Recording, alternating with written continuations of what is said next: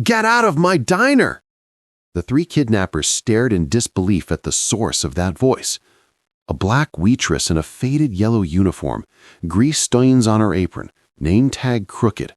At 28, she'd perfected the art of being invisible, of swallowing insults, of staying small to survive. But tonight, with a bleeding stranger hiding under the table and three thugs demanding she hand him over, something inside her that had been buried for decades finally broke free. Hello, my beautiful family. Welcome back. If this is your first time watching one of our videos, we'd love for you to hit that subscribe button. Your support means the world to us, and it helps us bring you even more powerful stories. Stick with us till the very end. And if this story moves you, drop your thoughts in the comments and share it with a friend. Now, let's begin. Ketchup bottle slipped from Naomi's hands and shattered across the black and white checkered floor. Red spread like blood between the cracks. You gonna clean that up or just stare at it? Diane's voice cut through the empty diner, sharp as the glass scattered at Naomi's feet. Naomi bent down, her knees protesting. 28 years old, and her body already felt 60. She picked up the largest shards first, dropping them into her apron pocket because the trash can sat 15 feet away, and Diane would yell if she tracked glass across the floor. Today, Naomi. We don't have all night. Except they did. The diner closed at 10. It was Naomi's job to stay until 11.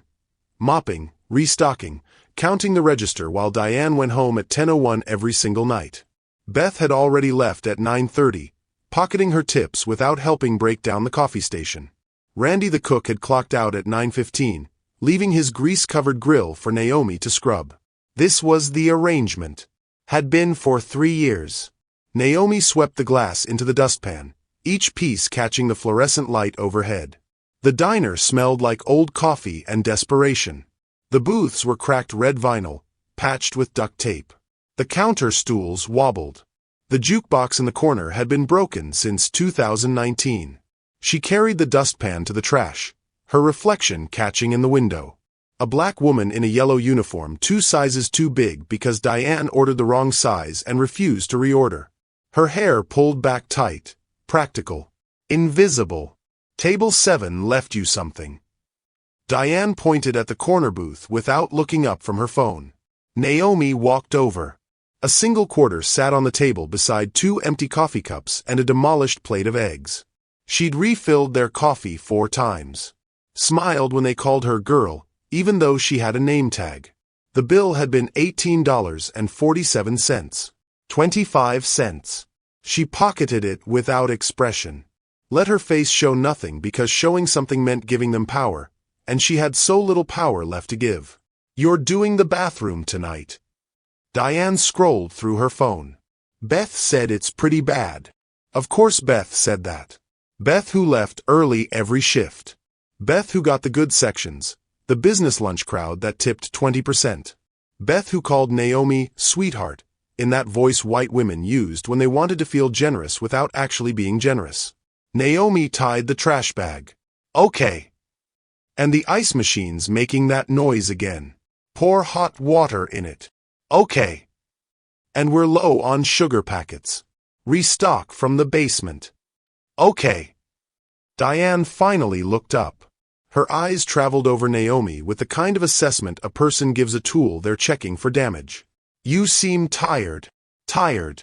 Naomi wanted to laugh. She'd worked a double shift yesterday. Her bus had been late this morning, so she'd run 7 blocks in the rain. Her apartment's heat had been shut off for 3 days because the landlord was doing repairs. Her brother Deshaun needed $300 for textbooks. Her checking account had $42 until Friday. Tired didn't begin to cover it. I'm fine, Naomi said. Good. Because I need you to cover Saturday breakfast. Beth has plans. Saturday breakfast was the worst shift. Families with screaming children. Old men who lingered for hours over 1 cup of coffee. Church crowds who left prayer cards instead of tips. I work Saturday dinner, Naomi said quietly. So you'll work a double. Problem. Every word in Naomi's throat turned to ash. She swallowed them down, let them burn. No problem. Diane smiled. Not kindly. That's what I like about you, Naomi. You're dependable. Dependable meant exploitable. Meant the person who absorbed every bad shift, every cruel customer, every indignity without pushing back. Meant invisible. Diane left at 10:03, the bell above the door chiming her exit. Naomi stood alone in the diner. The silence pressed against her ears. She moved through her closing routine on autopilot. Wiped down tables. Stacked chairs. Refilled napkin dispensers. The world outside the windows had gone dark, the street empty except for the occasional car passing by. Her phone buzzed in her pocket. A text from Deshawn. Still need that $300. Professor won't let me take the exam without the book. She stared at the message. Typed back. I'll figure it out. She wouldn't. But she'd try. She always tried. The bathroom took 20 minutes to clean. Someone had vomited in the sink. Naomi scrubbed it without flinching, her hands red from the chemicals, her eyes stinging. This was her life. Had been her mother's life too, before 3 jobs and a heart that gave out at 51. Back in the main dining area, Naomi counted the register. $43 in tips total, split between her and Beth. Beth had already taken her half. $21.50 left for Naomi. She folded the bills into her pocket, feeling the weight of not enough. 10:47 p.m. She started stacking the last of the chairs, lifting each one onto the tables. Her shoulders ached. Her feet screamed. Tomorrow she'd wake up at 6, take 2 buses to get here by 7:30, and do this all over again. Outside, tires squealed. Naomi glanced at the window but saw nothing. Probably kids racing down Market Street. She lifted another chair. The door exploded inward. Julian Whitmore stood in the ballroom, drowning in champagne and false laughter. Your father's speech was magnificent, a woman in diamonds said, touching his arm. She wanted something. They all wanted something. Thank you. Julian's smile was automatic, practiced, empty. He'd been smiling like this since he was 16. 10 years of this smile, and it had hollowed him out. The Philadelphia Children's Fund Gala was the same as every other gala.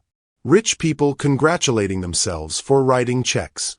His father, Charles Whitmore, stood at the center of it all, commanding the room the way he commanded everything. Julian needed air. He slipped through the crowd toward the service exit, ignoring the voices calling his name. His phone buzzed with messages he wouldn't answer. His father's assistant asking where he'd gone. A board member wanting to discuss the merger. A woman from the benefit committee asking for coffee.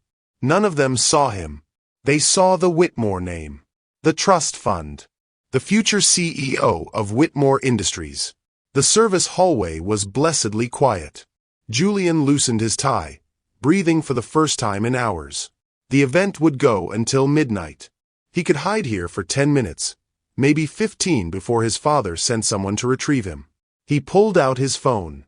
37 unread messages. He turned it off. The exit door at the end of the hallway led to the loading dock. Julian pushed through it, stepping into the November cold. The alley behind the Bellevue smelled like garbage and rain. Beautiful. He walked toward the street, his dress shoes clicking on wet pavement. Just 10 minutes. 10 minutes of not being Charles Whitmore's son, not being the heir to billions, not being. The van came from nowhere. Hands grabbed him from behind. Julian's phone fell, shattering on the ground. He tried to yell, but something covered his mouth. Chemical smell. Sweet and wrong. 3 men. Ski masks. Professional. Julian fought. His elbow connected with someone's ribs. His foot found someone's knee. But there were 3 of them, and the chemical was making everything soft, distant. Stop fighting, a voice hissed. Your daddy's gonna pay either way. They dragged him toward the van. Julian's vision blurred. The world tilted. This was the 3rd time. 3rd attempt in 2 years. His father had warned him, had begged him to take the bodyguard seriously, but Julian had wanted one night, just one night of being normal. The van door opened. Julian saw his future. A basement, a ransom video, his father's face on the news. The same cycle. The same cage. different bars. Something in him snapped. He bit down on the hand covering his mouth. Tasted blood. The man screamed. Julian twisted free, stumbling. The chemicals made his legs weak, but he ran anyway, careening down the alley. Get him! Footsteps behind him. Getting closer. Julian burst onto the street. Cars. Lights. People. But the men were right behind him, and if they caught him in public, they'd shoot. Kill witnesses. He'd seen enough crime shows to know how this worked. He needed to hide. Needed somewhere public enough they wouldn't risk it, but isolated enough to. The diner. Half a block ahead. Lights on. One person visible through the window. Julian ran. His lungs burned. Blood dripped from his nose where someone had hit him. The world spun from whatever drug they'd used. He hit the diner door with his full weight, falling through. The waitress dropped the chair she'd been holding. Julian scrambled to his feet, looking back. The men were 20 feet away. Coming fast. Please, he gasped. Please, they're going to. He dove under the nearest table as the door burst open again. 3 men. Guns drawn. Ski masks. The waitress stood frozen, her hands still raised from dropping the chair. The lead man pointed his gun at her. Where is he? Naomi's heart stopped. 3 men. Guns. The stranger under the table behind her, his breathing ragged. This wasn't happening. This couldn't be happening. I asked you a question. The lead man stepped forward. His voice was cold, professional. This wasn't his first time holding a gun to someone's head. Where is he? Every instinct screamed at Naomi to point. To give them what they wanted. To survive by being small, invisible, cooperative. She looked at the man under the table. Blood on his face. Terror in his eyes. He looked at her like she was his last hope. Nobody had ever looked at her like that. Something shifted in Naomi's chest. Something that had been sleeping for 28 years woke up, stretched, and roared. She straightened, dropped her hands, met the gunman's eyes. Get out of my diner. The words came from somewhere deep, somewhere she didn't know existed.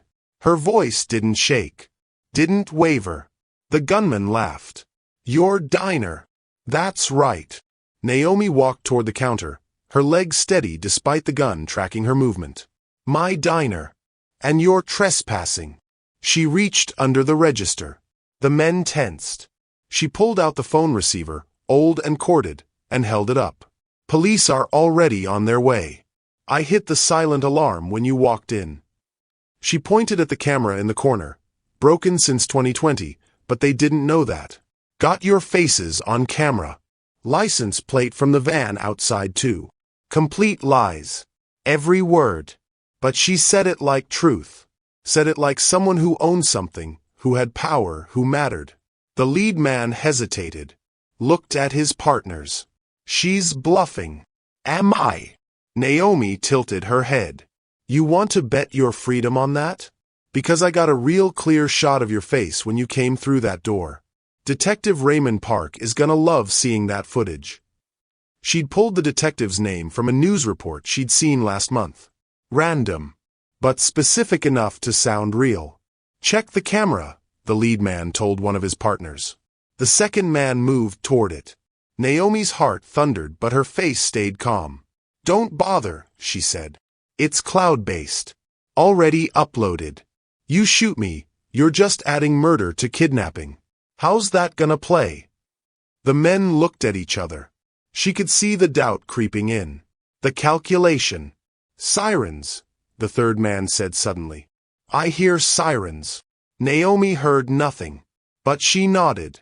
Told you they were coming. The lead man's gun wavered. This isn't over. Yeah, it is. Get out. For one horrible moment, Naomi thought he'd shoot anyway. Thought he'd call her bluff and end her. Then he lowered his gun. Let's go. They ran. The door slammed. Tires squealed. Gone.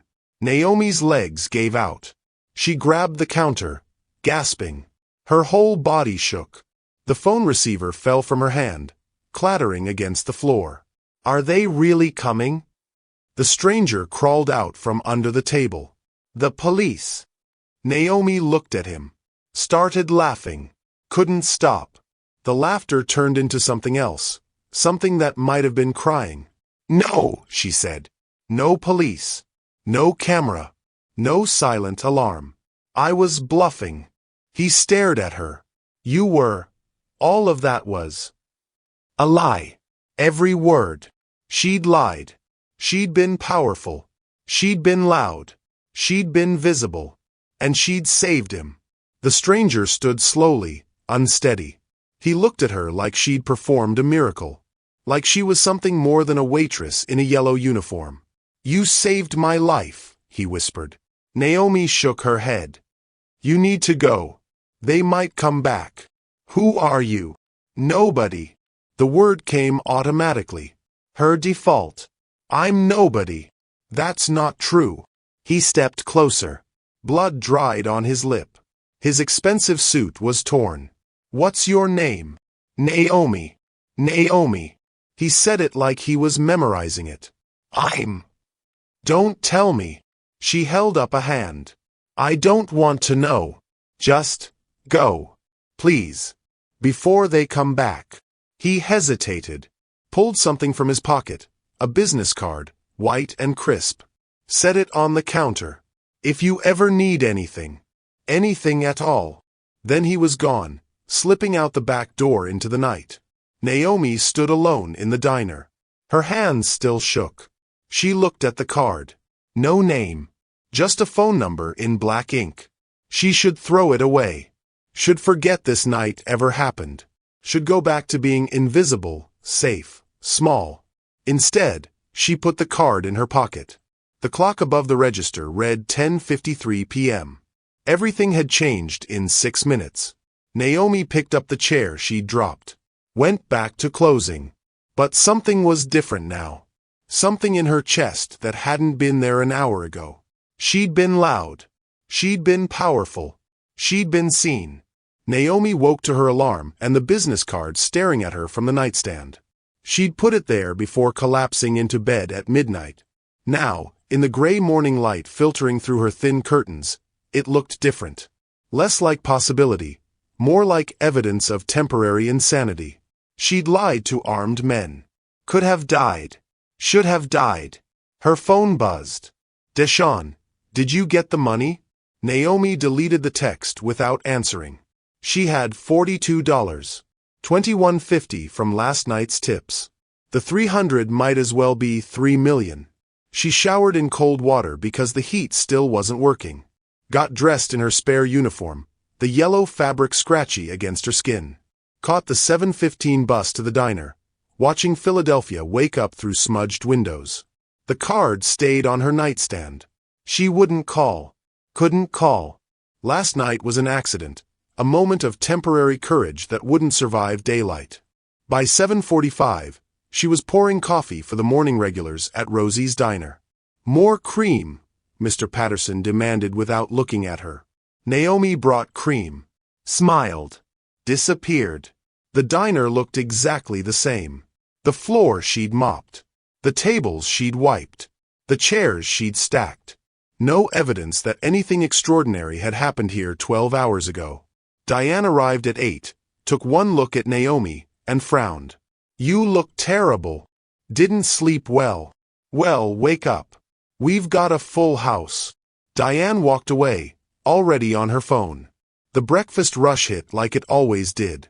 Eggs and pancakes and endless coffee refills. Naomi moved through it mechanically, her body knowing the steps even while her mind was elsewhere. She kept seeing the stranger's face.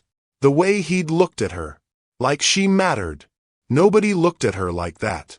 Check, please. Table 4. 2 businessmen who'd left their newspapers scattered across the booth. Naomi tore the check from her pad, set it down. One of the men glanced at her name tag. Thanks, Nicole. Naomi, she said quietly. What? Nothing. Have a good day. She cleared their table after they left. 15% tip. Better than usual. She pocketed it and moved to the next table, the next order, the next invisible interaction. At 10:30, the bell above the door chimed. Naomi looked up from wiping down the counter. 3 black SUVs sat parked outside the diner. Her blood went cold. The door opened. Not the gunman. Someone else. A man in his late 50s, silver hair, suit that probably cost more than Naomi made in 6 months. 2 younger men flanked him, built like walls, eyes scanning the diner like they were cataloging threats. The older man's gaze swept the room and landed on Naomi. He walked straight to the counter. "Are you Naomi Carter?" Every customer in the diner turned to look. Diane emerged from the kitchen, her eyes wide. Naomi's throat closed. "Who's asking?" "My name is Charles Whitmore." He said it like she should recognize it. Like everyone should recognize it. "I believe you met my son last night." The diner went silent. Naomi gripped the counter. Whitmore. The name tickled something in her memory. News reports. Forbes lists. Billionaire. "I don't know what you're talking about," she said. Charles Whitmore smiled, but it didn't reach his eyes. "Julian told me what happened. What you did for him. I've come to express my gratitude." He reached into his jacket. Naomi flinched. But he pulled out a checkbook, not a weapon. "Name your price," he said. The words hung in the air like poison. Naomi stared at the checkbook. At this man who thought everything could be bought. That her courage, her risk, her moment of being more than invisible could be reduced to a dollar amount. "I don't want your money," she said. Charles Whitmore's pen paused. "Excuse me. I said no thank you." Naomi's voice came out stronger. "I didn't do it for money. Nevertheless, you saved my son's life. That's worth something. To you, maybe. Not to me." Diane materialized at Naomi's elbow. "Mr. Whitmore, I'm the manager here. I'm sure we can work something out." Naomi's just being modest. "I'm being honest," Naomi said. She looked at Charles Whitmore. "Your son was in trouble. I helped. That's it. I don't need payment." One of the bodyguards whispered something to Charles. The older man's jaw tightened. "You don't understand," Charles said. "My son told me you risked your life. 3 armed men. You could have been killed. But I wasn't. You could have been." His voice rose slightly. Other diners were definitely listening now. "Do you have any idea what those men would have done if they'd called your bluff?" "Yeah," Naomi said quietly. "I do. I knew it last night too. Did it anyway." Charles stared at her like she was a puzzle he couldn't solve. Like her refusal was a language he didn't speak. "Everyone has a price," he said finally. "Not for this." "Then what do you want?" "A job. I own 3 companies. Pick one." The offer should have been tempting. Should have been life-changing. But all Naomi heard was another person trying to make her smaller, trying to fit her into a box they could understand. "I want you to leave," she said. The bell above the door chimed again. Julian Whitmore walked in. He looked different in daylight. The blood was gone. He wore fresh clothes, jeans, and a dark blue sweater. But his face carried the same expression from last night. That looked like she was something extraordinary. "Dad," he said. "I told you not to come here. You told me you wanted to thank her." Charles gestured at Naomi. "I'm trying. She won't accept anything." Julian's eyes met Naomi's. Something passed between them. Recognition. Understanding. "Because you can't buy what she did," Julian said softly. He walked to the counter, stopped 3 feet from Naomi. "I came to say thank you. Properly. Not with money. Just, thank you." The diner had gone completely silent. Even Diane had stopped talking. "You're welcome," Naomi said. Julian pulled out his phone. "Those men. The ones who came after me. They're still out there." Naomi's stomach dropped. "What?" "The police haven't found them. My father's security team is looking, but..." He hesitated. "You're in danger. They saw your face. They know you helped me." The floor tilted under Naomi's feet. She'd been so focused on getting through the night, getting through this morning, that she hadn't thought about consequences. About the fact that 3 violent men knew exactly where to find her. "Oh God," she whispered. "We can protect you," Charles said immediately. "Put you in a secure location until they're caught." "I can't just disappear. I have a job, a brother, a life." "You have a target on your back," Charles said bluntly. "Those men don't leave witnesses." Julian held up a hand. "Dad, you're scaring her. She should be scared." Naomi's hands shook. She pressed them flat against the counter. The card. The phone number Julian had left. That was why. Not gratitude. Protection. "There's another option," Julian said quietly. He looked at his father, then back at Naomi. "Let me stay close. Keep an eye out. I'll make sure you're safe." "You." Charles turned on his son. "You're the target. And she's the witness they want to eliminate. I'm not leaving her unprotected because of my choices. This is ridiculous. I'll assign a security team." "She doesn't want a security team." Julian's voice stayed calm. "Certain. She wants her normal life. I can give her that. Stay in the background. Just watch." Naomi looked between them. Father and son. Both trying to solve her like a problem. Both meaning well. Both completely missing the point. "I need to think," she said. "There's no time to think," Charles said. "Every hour you're exposed is an hour they could strike." "Then I'll think fast." Naomi untied her apron. Her hands still shook, but her voice held steady. "Diane, I'm taking my break." "You can't just..." Diane started. "Watch me." Naomi walked toward the back exit. Felt their eyes on her. The customers. Diane. Charles Whitmore. Julian. She pushed through the door into the alley behind the diner. Cold November air hit her face. She leaned against the brick wall, breathing hard. The door opened. Julian stepped out. "I'm sorry," he said. "My father means well. He just doesn't know how to help without controlling." "You think I can't see that?" Naomi laughed, but there was no humor in it. Rich man throws money at a problem. Rich man thinks his money solves everything. "You're right. I know I'm right."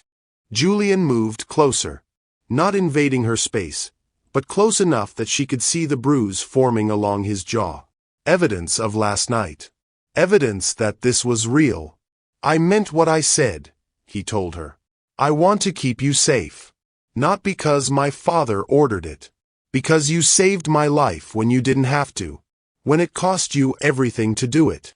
It didn't cost me everything. Didn't it?" His eyes searched her face. "You stood up to armed men. You were brave. Powerful. And now you're in danger because of me. That's not nothing, Naomi." Her name in his mouth sounded different. "Important. Why do you care?" she asked. "You don't know me. I know you risked everything for a stranger. I know you're strong enough to tell my father no when most people can't. I know you matter." He paused. "And I know those men will come back. Not for me. For you." The truth of it settled in her bones. She'd saved him. Now he wanted to save her. "What if I say no?" she asked. "What if I tell you to leave me alone?" "Then I'll respect that. But I'll still make sure someone's watching. Still make sure you're safe. Just from further away." Naomi studied him. This man who could have anyone protecting him, who had bodyguards and security systems and his father's billions. But he was here, in an alley behind a diner, asking permission to help. "Coffee," she said finally. "What? You want to help? Buy me coffee. Real coffee, not the burnt stuff we serve here. And we talk. Figure out what happens next." Julian's face transformed. The first real smile she'd seen from him. "Yeah. Okay. When?" "My shift ends at 3. "I'll be here." He walked back inside. Naomi stayed in the alley, her heart racing. She'd done it again. Spoken up. Made a choice. Refused to be invisible. And this time, she hadn't just saved a stranger. She'd let him save her back. Naomi sat across from Julian at a small table by the window, a real cappuccino cooling in front of her. The cafe smelled like roasted beans and possibility. Nothing like Rosie's diner. She shouldn't be here. Should have gone straight home after her shift. Should have put distance between herself and Julian Whitmore and everything he represented. But here she was. "You didn't have to come," Julian said, reading her face. "I know." Naomi wrapped her hands around the cup. "Still warm. But those men, if they really are looking for me." "They are." Julian's voice went flat. "My father's investigators confirmed it. They've been asking around. Showed your picture to people on Market Street." "Her picture?" Naomi's stomach turned. "How did they get my picture?" "Diner's social media. Diane posted something last year about Employee Appreciation Day. You were in it." "Of course." Diane had made them all smile for a photo, posted it with some caption about her wonderful team. Naomi had been in the background, barely visible, but visible enough. "So what now?" she asked. "I just wait for them to find me?" "No. We keep you safe until the police catch them." Julian leaned forward. "My father wants to move you to a secure location. A hotel, maybe. Somewhere they can't reach you." "I can't afford a hotel." "He would pay for it." "No." The word came out harder than she intended. "No more of your father's money." Julian sat back. "Okay. Then what?" Naomi stared into her coffee. What did she want? To go back to her life. To pretend last night never happened. To be invisible again because invisible meant safe. Except she couldn't. Wouldn't. Something had changed in her, and she couldn't unchange it. "I go home," she said finally. "To my apartment. I go to work. I live my life. That's not safe. Nothing's safe." Naomi looked at him. "You think hiding in some fancy hotel makes me safer? Those men found you at a charity gala with security everywhere. They'll find me wherever I go. So you're just going to do nothing?" "I'm going to live. Because if I hide, if I let them make me scared, then they've already won." Julian studied her. His eyes were gray, she noticed. Gray like winter clouds. "You're serious. I survived being invisible my whole life. I can survive this. This is different. This is dangerous. And what I did last night wasn't?" Naomi's voice rose slightly. An elderly woman at the next table glanced over. Naomi lowered her voice. "I made my choice. I'm living with it. You don't have to live with it alone. I've been alone my whole life. I'm good at it." The words came out bitter. True. Naomi had learned early that relying on others meant disappointment. Her father gone before she turned 10. Her mother working herself to death. Friends who drifted away when they realized she couldn't afford to keep up. Deshawn was the only person left, and she was failing him too. Julian was quiet for a moment. Then he said, "Tell me about your family." "Why?" "Because I want to know you. The person who saved my life." "That's not weird, is it?" It was weird. Everything about this was weird. But Naomi found herself talking anyway. "My mom died 3 years ago. Heart attack. She was a housekeeper at the Ritz-Carlton downtown. Worked doubles, sometimes triples. Her body just gave out." Naomi paused. "My brother Deshawn's in college. Temple University. Pre-med. He's smart. Really smart. Going to be a doctor. But college costs money. Books cost money. Everything costs money." She laughed without humor. "He texted me this morning asking for $300. Might as well be asking for 3,000. Julian reached for his wallet. "Don't," Naomi said sharply. "Don't you dare.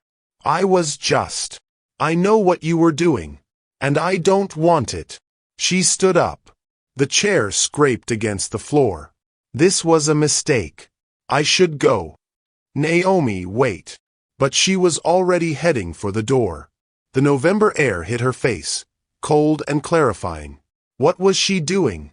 Having coffee with a billionaire's son? Pretending they were equals? Pretending he could understand her life? Footsteps behind her. Naomi, please. She kept walking. Julian caught up, matched her pace. I'm sorry, he said. I wasn't trying to insult you. That's the problem. You don't even know when you're being insulting. Naomi stopped, turned to face him. You live in a world where $300 is nothing, where you can just write a check and solve problems. I live in a world where $300 is everything. We're not the same. I know that. Do you? Because from where I'm standing, you're just another rich person trying to make themselves feel better by helping the poor black waitress. The words landed like a slap. Julian flinched. That's not what this is, he said quietly. Then what is it? I don't know. His voice cracked slightly. I don't know what this is. I just know that you're in danger because of me, and I can't walk away from that. I can't pretend you don't exist. Why not? Everyone else does. I'm not everyone else. Naomi wanted to believe him, wanted to believe this was real, that his concern was genuine. But she'd learned not to trust kindness from people who had everything. Kindness from them always came with strings. Go home, Julian, she said. Go back to your life. Forget about me. I can't. Try harder. She walked away. This time, he didn't follow. Naomi showed up for her shift like nothing had happened. Poured coffee. Took orders. Smiled at customers who didn't smile back. Diane watched her with narrowed eyes. So, a billionaire came to our diner yesterday. Yeah. And you turned down his money. Yeah. Diane shook her head. You're an idiot. Maybe she was. Naomi carried a tray of pancakes to table 6. The family there didn't say thank you. Their kid spilled orange juice across the table. Naomi cleaned it without comment. Her phone buzzed. Unknown number. Please let me help. Julian. Somehow he'd gotten her number. Probably had his father's investigators find it. She deleted the text. At lunch rush, Beth cornered her by the coffee station. Is it true? About the kidnapping. News traveled fast. Where'd you hear that? Diane told everyone. Said you saved some rich guy's life. Beth's eyes were hungry for details. What was he like? Scared. But was he hot? Naomi pushed past her. I need to take table 9's order. The day crawled by. Every time the door opened, Naomi's heart jumped. Waiting for the gunman. Waiting for Julian. Waiting for something. Nothing came. At 3 p.m., her shift ended. Naomi changed out of her uniform in the cramped bathroom, pulled on jeans and her winter coat. The coat had a rip in the left pocket. She'd been meaning to sew it for months. She pushed through the back door into the alley. Julian stood there, leaning against the wall. I told you to leave me alone, Naomi said. You did. But those men are still out there. And you're still in danger. He straightened. I'm not asking to be friends. I'm not asking for anything. I just want to make sure you get home safe. I've been getting home safe for 28 years without you. Humor me. Naomi wanted to argue, wanted to tell him to go away, to stop making this complicated. But she was tired, bone tired. And the truth was, she was scared. Fine, she said. But you stay 10 feet back. And if anyone sees us together, you're just some guy walking in the same direction. Deal. They walked in silence. Julian kept his distance, exactly 10 feet back. Naomi was hyper-aware of him there, of the space between them, of the fact that he'd waited 4 hours in an alley just to walk her home. The bus stop was 2 blocks away. Naomi waited under the shelter. Julian stood nearby, pretending to check his phone. You don't have to do this, she said quietly. I know. Then why are you? He looked at her. Really looked at her. Because nobody should face danger alone. And because you didn't leave me alone when you could have. The bus arrived. Naomi climbed on, found a seat by the window. Watched Julian standing on the sidewalk as the bus pulled away. Her phone buzzed. Julian, text me when you get home safe. She shouldn't. Should maintain distance. But she found herself typing back. Okay. Naomi climbed the stairs to her third-floor walk-up. The building smelled like old carpet and someone's burnt dinner. Home. She unlocked her door, stepped inside. The apartment was freezing. Still no heat. She could see her breath. Her phone buzzed. Julian, did you make it home? Naomi, yeah. Julian, good. Lock your door. Check your windows. She did. Then she sat on her worn couch, still in her coat because the cold bit through everything. Another text. I'm sorry about yesterday. About the money. I wasn't trying to fix you. Naomi stared at the message. Typed. What were you trying to do? Julian. Help. But I'm bad at it. My whole life. Money's been the answer to everything. I don't know how to help without it. Naomi. Maybe start by listening instead of solving. Julian. Okay. I'm listening. She shouldn't continue this. Shouldn't let him in. But the apartment was cold and empty, and she was tired of being alone. Naomi, I'm scared. Not just of the men. Of everything. Of what I did. Of what it means. I spent my whole life invisible because invisible was safe. Now I'm not invisible anymore, and I don't know how to be this person. The response came quickly. You were always this person. You just finally let her out. Naomi stared at the words. Something in her chest cracked open. Her door buzzed. The intercom. She walked over, pressed the button. Hello, Naomi Carter? A delivery man's voice. Package for you. I didn't order anything. Says here it's from Charles Whitmore. Naomi's stomach sank. She went downstairs, signed for a large box. Carried it up to her apartment. Inside, a brand new space heater. Top of the line. And a note in elegant handwriting. Julian mentioned your heat was out. This is not charity. This is human decency. Stay warm. Charles. Naomi plugged in the heater. Warmth flooded the room. She texted Julian. Your father sent me a heater. Julian. He's trying. In his way. Naomi. It's actually nice. Julian. Don't tell him that. His ego's big enough. She smiled. Actually smiled. Then caught herself. This was dangerous. Not the gunman. This. Letting Julian into her life. Starting to depend on his texts, his presence, his care. Naomi. We need boundaries. Julian. What kind? Naomi. The kind where this doesn't become something it can't be. You're a billionaire's son. I'm a waitress. Those worlds don't mix. The response took longer this time. What if I don't care about worlds? Naomi, you should. Because when this is over, when those men are caught, you'll go back to your life and I'll go back to mine. That's how this works. Julian, and if I don't want that? Her fingers hovered over the keyboard. She wanted to type something honest. Something about how she felt when he looked at her. How she hadn't felt invisible in 2 days. How terrifying and wonderful that was. Instead, she typed, Good night, Julian. She turned off her phone. Sat in the warmth of the heater. Felt the distance she'd just created. It was necessary. Safe. But it hurt like hell. The lunch rush had ended when Detective Raymond Park walked through the door. Naomi recognized him from the news. Mid-40s, tired eyes. The kind of cop who'd seen too much. He sat at the counter, ordered coffee. You're Naomi Carter, he said. Not a question. Yes. I need to ask you some questions. About Tuesday night. Diane materialized instantly. Is there a problem, officer?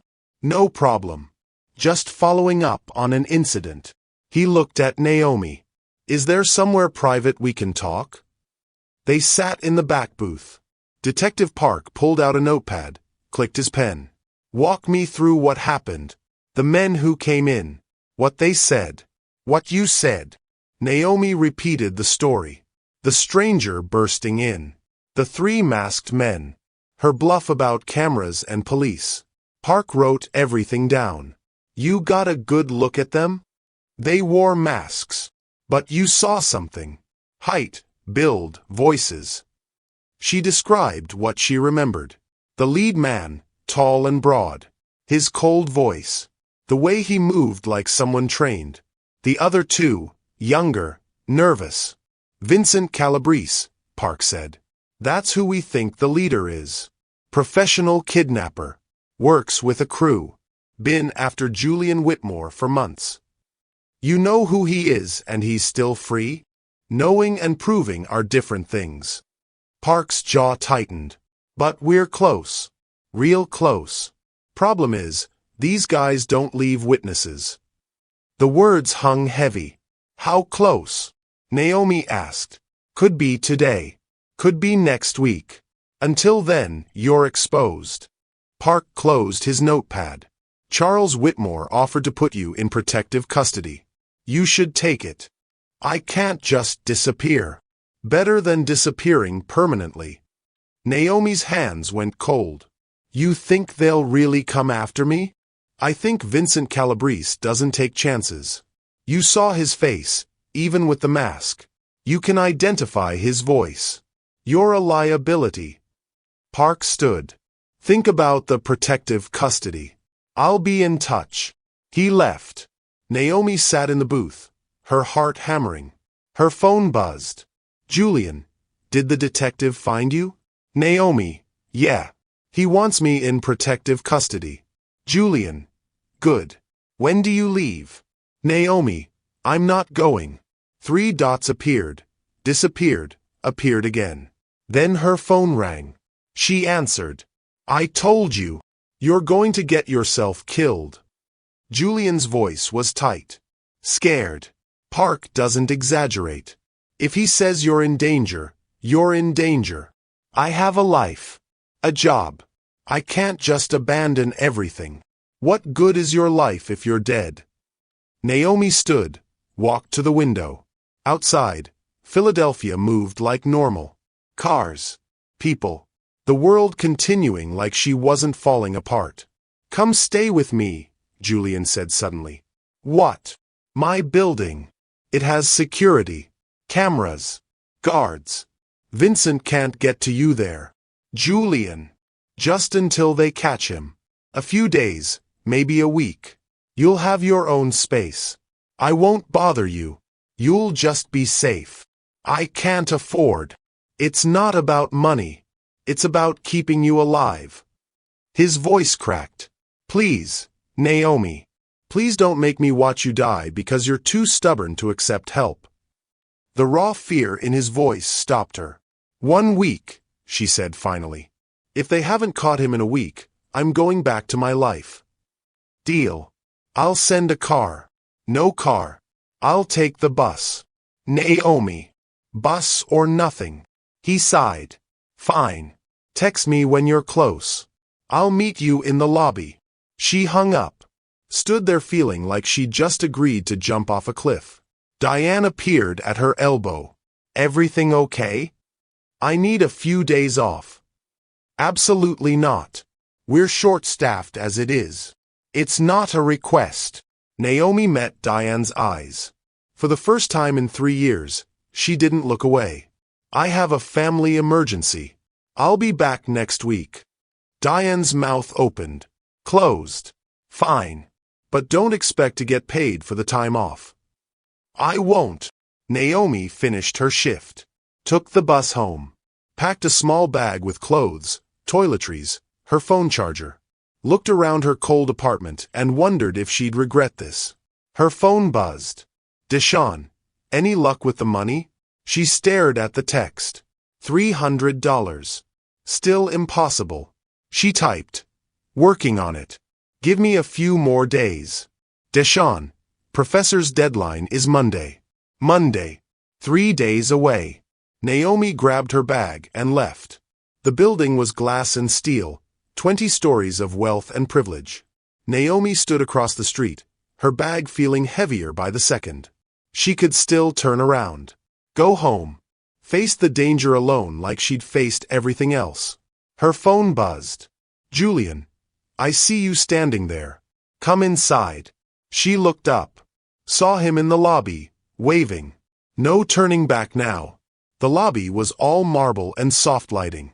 A doorman nodded at her. Julian met her halfway, took her bag before she could protest. You came, he said. I'm an idiot. You're smart. Smarter than me. He led her to the elevator. 5th floor. The apartment's ready. Your apartment? Guest apartment. My father owns the building. Keeps a few units for visitors. The elevator doors closed. You'll have complete privacy. Your own entrance, even. The elevator was mirrored. Naomi saw herself. Yellow coat with the ripped pocket. Jeans that had seen better days. Hair pulled back in a simple ponytail. She looked exactly like what she was. Out of place. Julian saw her looking. You belong here just as much as anyone. That's a lie, and we both know it.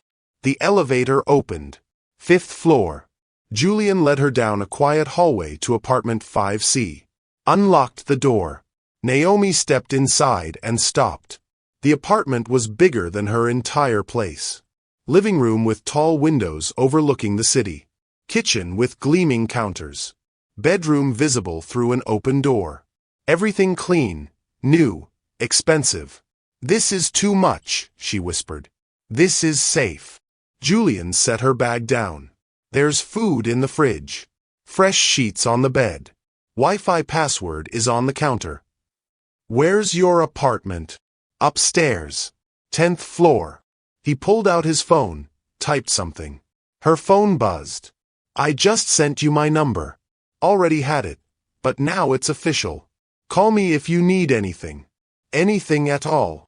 Naomi walked to the window. The city spread below, lights starting to glow as evening fell. From here, Philadelphia looked beautiful, manageable, not the harsh place she knew. I should let you settle in, Julian said.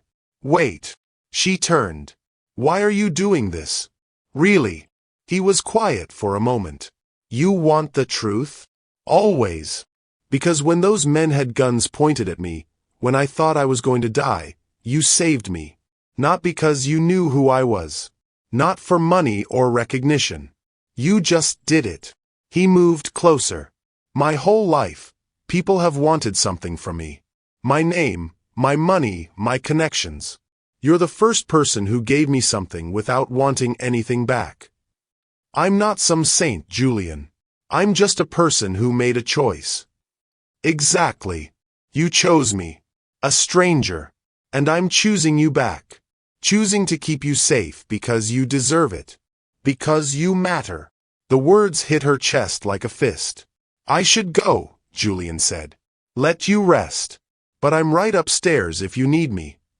He left. Naomi stood alone in the apartment, her reflection in the darkening window. She mattered. Someone thought she mattered. It felt dangerous and wonderful in equal measure. Naomi couldn't sleep. The bed was too soft. The apartment too quiet. She kept expecting to hear her neighbor's TV through the wall, the couple upstairs fighting, the familiar sounds of her real life. This wasn't real life. This was a bubble. Temporary. She got up, wandered to the kitchen, found actual food in the fridge. Fresh fruit, yogurt, sandwich fixings. Her own fridge had contained condiments and a questionable container of leftover rice. Her phone buzzed. Julian, can't sleep either? Naomi, bed's too comfortable.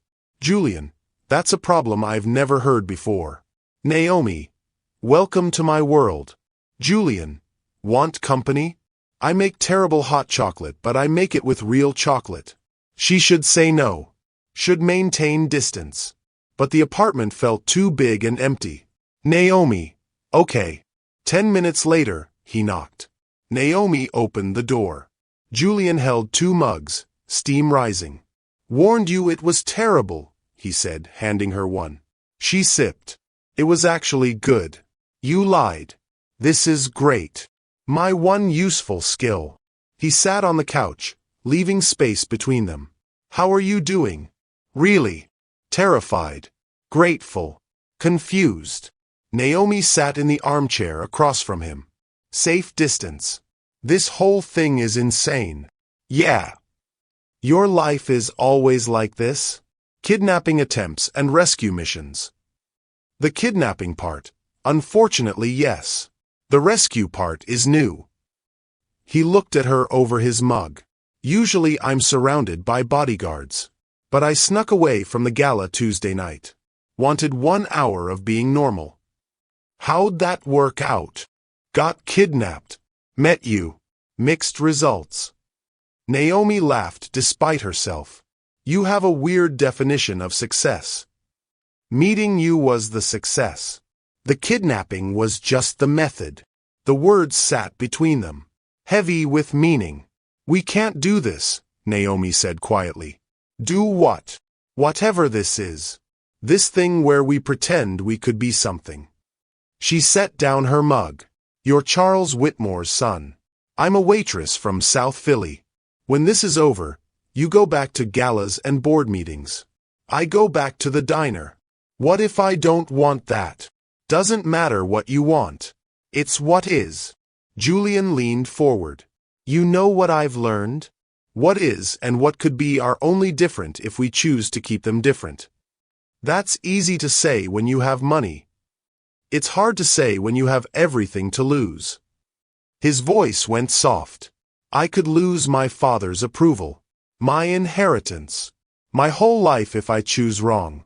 But some things are worth losing everything for. Naomi's breath caught. Don't say things like that. Why not? Because it's not real. This feeling, this connection. It's just adrenaline and proximity. Once the danger's gone, you'll see that. And if I don't, she stood. You will. Everyone does. Julian stood too. Not everyone. Not me. They were close now. Too close. Naomi could see the flecks of blue in his gray eyes. Could smell his cologne, something expensive and subtle. I should sleep, she said. Okay. But neither of them moved. Naomi, he whispered. I see you. The real you. And I'm not looking away. Her heart hammered. Every instinct screamed to run, to protect herself, to be invisible again. Instead, she stayed. Good night, Julian, she said finally. Good night. He left. Naomi locked the door behind him, leaning against it. She was in trouble. Not from Vincent Calabrese and his guns. From this. From Julian. From the way he looked at her like she was worth everything. Naomi woke to sunlight streaming through windows she didn't recognize. For a moment, panic seized her. Wrong bed. Wrong room. Wrong life. Then she remembered. The Whitmore building. Julian upstairs. Safety that felt like a cage. Her phone showed 3 missed calls from Deshawn. She called back. Where are you? His voice was tight with worry. I went by your apartment. You're not there. I'm staying with a friend for a few days. What friend? You don't have friends. The word stung because they were true. It's complicated. I'm fine. Safe. Safe from what? Deshawn's voice sharpened. Naomi, what's going on? She couldn't tell him. Couldn't drag him into this danger. Nothing. Just needed a change of scenery. How's school? Forget school. Where are you really? I have to go. I'll call you later.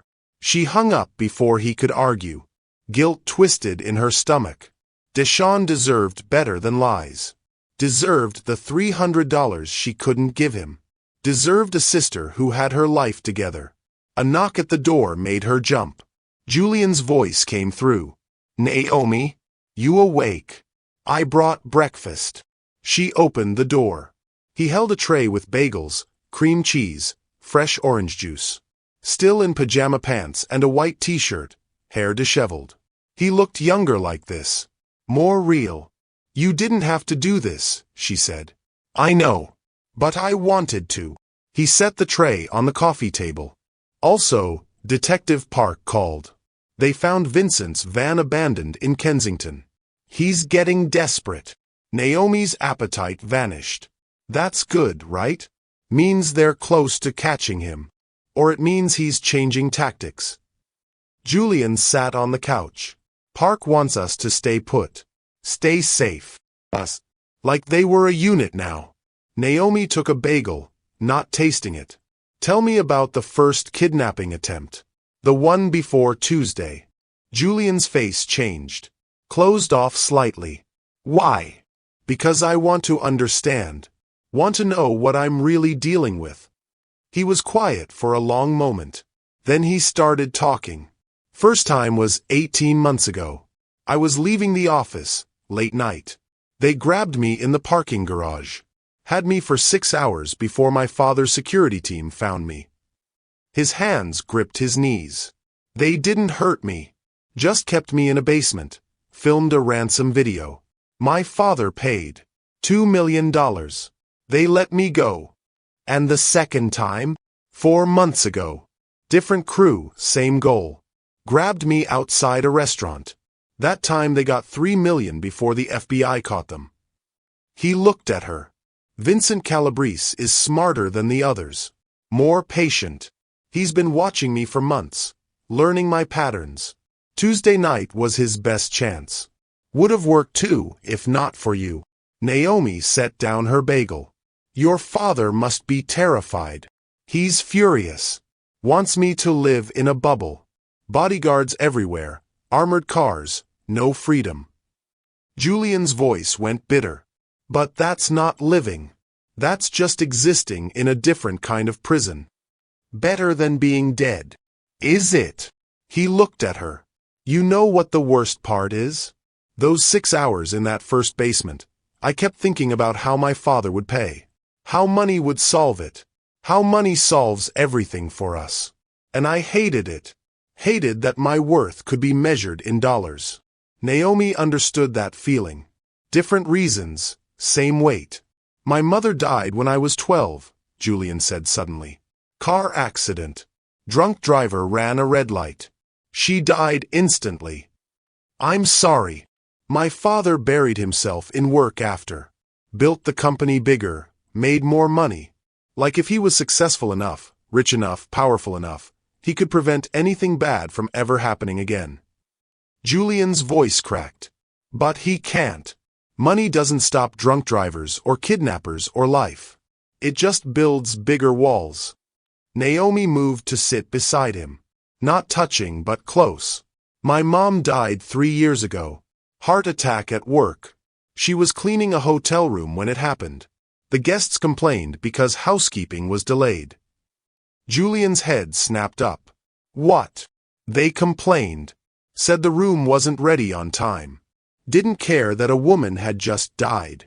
The old anger rose in Naomi's throat. The hotel gave them a free upgrade. Compensation for the inconvenience. That's horrible. That's life. For people like us, anyway. Naomi looked at her hands. She worked 3 jobs. Housekeeper, night shift at a laundry, weekend catering. Sent every penny she could to help Deshawn and me. Her body just couldn't take it anymore. Deshawn's your brother? Yeah. He's 21. Goes to temple. Wants to be a doctor. Pride crept into her voice despite everything. He's brilliant. Full scholarship, but it doesn't cover books and supplies. I've been helping when I can, but lately. The $300, Julian said quietly. That's for him. Naomi nodded. His professor won't let him take the exam without the textbook. Exam's Monday. I don't have the money. Julian opened his mouth. Naomi held up a hand. Don't. I know what you're going to say, and the answer is no. I wasn't going to offer money. Yes, you were. Okay, I was. But I understand why you'd say no. He shifted to face her fully. Can I ask you something? Why is accepting help so hard for you? The question landed like a punch. Because help comes with strings, Naomi said finally. Always. Someone helps, then they hold it over you. Remind you what you owe. Use it as proof that you can't manage on your own. Not all help is like that. In my experience, it is. Julian was quiet. Then he said, "My father helped me once. After my mother died, I had nightmares. Terrible ones. Couldn't sleep, couldn't eat. He hired the best therapist money could buy. Top of the field, fancy office, $200 an hour. Did it help? No. Because the therapist kept telling me to talk about my feelings, but I didn't know how. Didn't have the words." Julian's voice went soft. "You know what actually helped? Randy, our gardener. He let me help him plant flowers in my mother's memorial garden. Didn't make me talk. Just let me dig in the dirt and cry when I needed to. That was real help. No strings. No expectations. Just presence." Naomi's chest tightened. "I've never had that. Someone who just shows up without wanting something back." "You have it now." She looked at him. Really looked. Saw the sincerity in his eyes, the openness in his face. This man who had every reason to be closed off, to trust no one, was offering her something precious. Trust. "I'm scared," she whispered. "Of Vincent. Of you. Of this. Of what happens when I start believing you care and then you leave." Julian reached out slowly, giving her time to pull away. When she didn't, he took her hand. His palm was warm, steady. "I'm not leaving," he said. "I know you don't believe that yet. But I'll prove it. However long it takes." Naomi's phone rang, shattering the moment. Unknown number. She answered. "Naomi Carter?" A woman's voice. Professional. "This is Karen from Mercy Hospital. Your brother Deshaun was brought in about an hour ago." The world stopped. "What?" Naomi stood, her legs weak. "What happened?" "He collapsed on campus. The doctors are running tests, but he's stable. He's asking for you." "I'm coming. Tell him I'm coming right now." She hung up. Julian was already standing. "What happened?" "Deshaun's in the hospital. I have to go." "I'll drive you." "You don't have to. I'm driving you." His voice left no room for argument. "Which hospital?" "Mercy. North Philadelphia." Julian grabbed his keys. They were out the door in seconds. The hospital smelled like antiseptic and fear. Julian pulled up to the emergency entrance, ignoring the no parking signs. "Go," he said. "I'll park and find you." Naomi ran inside. Found the reception desk. Deshaun Carter. He was brought in this morning. The nurse checked her computer. 3rd floor. Room 312. Naomi took the stairs 2 at a time. Found the room. Pushed through the door. Deshaun lay in the bed, for in his arm, monitors beeping. He looked so young. Too young to be here. "Naomi." Relief flooded his face. "I'm okay. I'm fine." "What happened?" She grabbed his hand. "I don't know. I was walking to class and suddenly everything went dizzy. Next thing I know, I'm waking up here." A doctor entered. Middle-aged woman with kind eyes. "You're Deshaun's sister?" "Yes." "What's wrong with him?" "He's severely dehydrated and malnourished." "When's the last time he had a proper meal?" Naomi looked at Deshaun. His face told her everything. He'd been skipping meals to save money. Money he needed for textbooks. "This is my fault," she whispered. "No."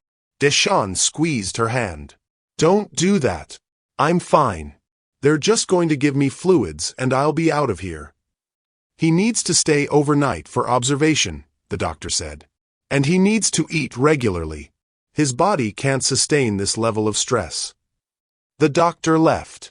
Naomi sank into the chair beside the bed. "I'm sorry," Deshaun said. "I know you've been trying to get the money. I should have told you I was struggling. I should have known. Should have done more. You do everything, Naomi. You always have." Julian appeared in the doorway. Naomi had forgotten about him. He looked at Deshaun, then at her. "This is Julian," Naomi said quietly. Julian, my brother Deshaun. Deshaun's eyes went wide. The kidnapping Julian? The billionaire Julian? Just Julian, Julian said, coming into the room. He pulled out his phone. Naomi, what textbook does he need? Don't, she said. What textbook? Deshaun looked between them, confused. Organic chemistry, 3rd edition. But Julian typed on his phone. Ordered. Should be at your dorm by tonight. Also ordered from 3 different sellers in case one's faster. You can't do that, Naomi said. Already did. Julian looked at her. This isn't about you. This is about him. And he needs that book. Tears burned Naomi's eyes. Why? Because he matters. Because you matter. Because sometimes accepting help isn't weakness. It's just love. The word hung in the air. Love.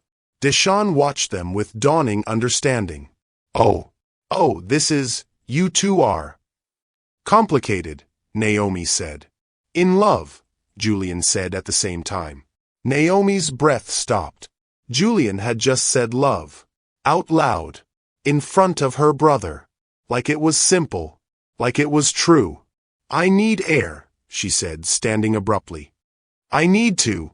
I'll be right back. She fled the room. Found a quiet alcove near the elevators. Pressed her hands to her face. Julian had said love. And the terrifying part was, her heart had answered yes. Julian found her by the elevators, her back against the wall, eyes closed. I'm sorry, he said quietly. I shouldn't have said that. Not like that. Not there. Naomi opened her eyes. Did you mean it? Yes. The simple honesty of it stole her breath. No hesitation. No doubt. Just yes. You barely know me, she said. I know enough. I know you're brave. I know you protect the people you love even when it costs you everything. I know you've been invisible your whole life and you deserve to be seen. He stepped closer. And I know that when I'm with you, I feel like myself for the first time in years. Julian. You don't have to say it back. Don't have to say anything. I just needed you to know. A nurse walked past, glanced at them. Naomi waited until they were alone again. My whole life, people have left, she said. My father. My mother, not by choice but gone just the same. Friends who couldn't handle my reality. Everyone leaves eventually. I'm not everyone. You say that now. But when this is over, when Vincent's caught and the danger's gone, you'll see what I really am. A waitress with a high school diploma and $42 in her bank account. You'll see the difference between us. Julian shook his head. The only difference I see is that you've had to fight for everything while I've had everything handed to me. And somehow, you're still standing. Still kind. Still willing to risk your life for a stranger. That doesn't make you less than me, Naomi. That makes you extraordinary. She wanted to believe him. Wanted it so badly it hurt. Deshaun needs me, she said instead. I should get back. Julian nodded. Let her retreat. But as she walked past, he caught her hand. Just for a moment. I meant what I said, he whispered. All of it. Then he let her go. Deshaun was sitting up in bed, color returning to his face, when Naomi returned. The 4 dripped steadily. Monitors beeped their reassuring rhythm. So, he said. Julian Whitmore. Naomi sat in the chair beside him. Don't start. I'm not starting anything. I'm just saying, you saved a billionaire's son and now he's in love with you. That's like a movie.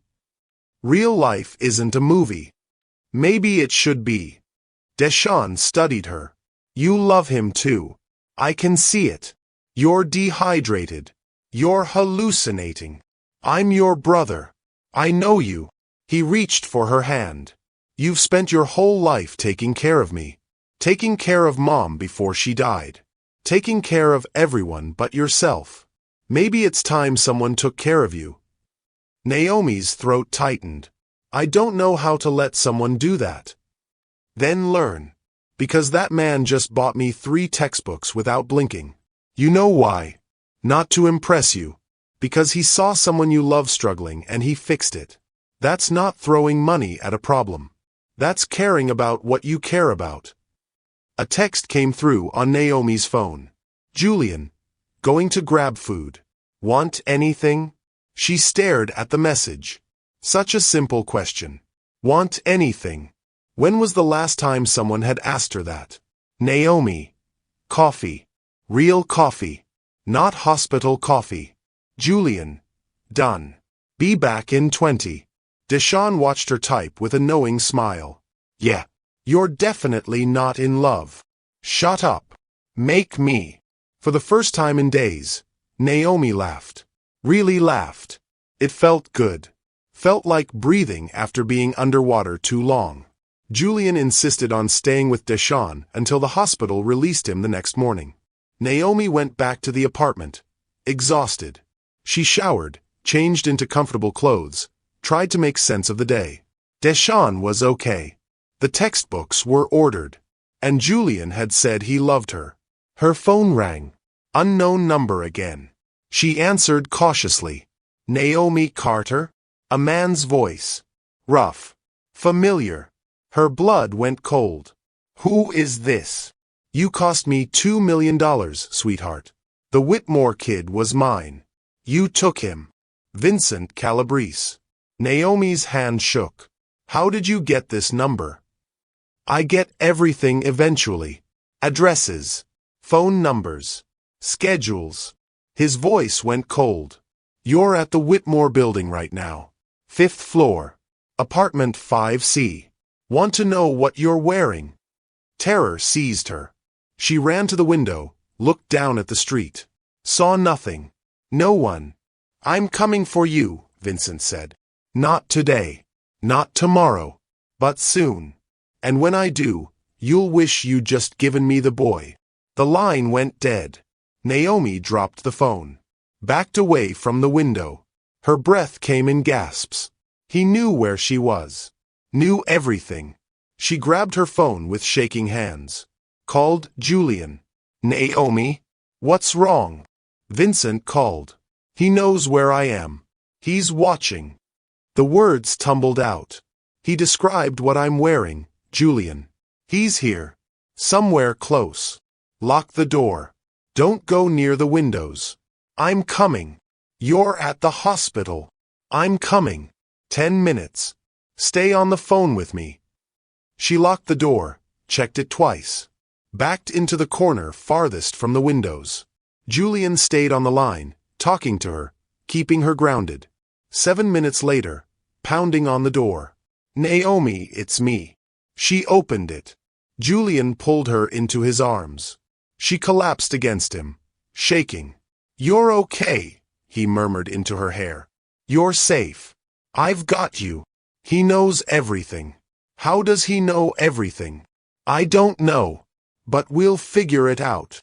He pulled back, looked at her face. Did you call Detective Park? Not yet. I'll call him. You sit down.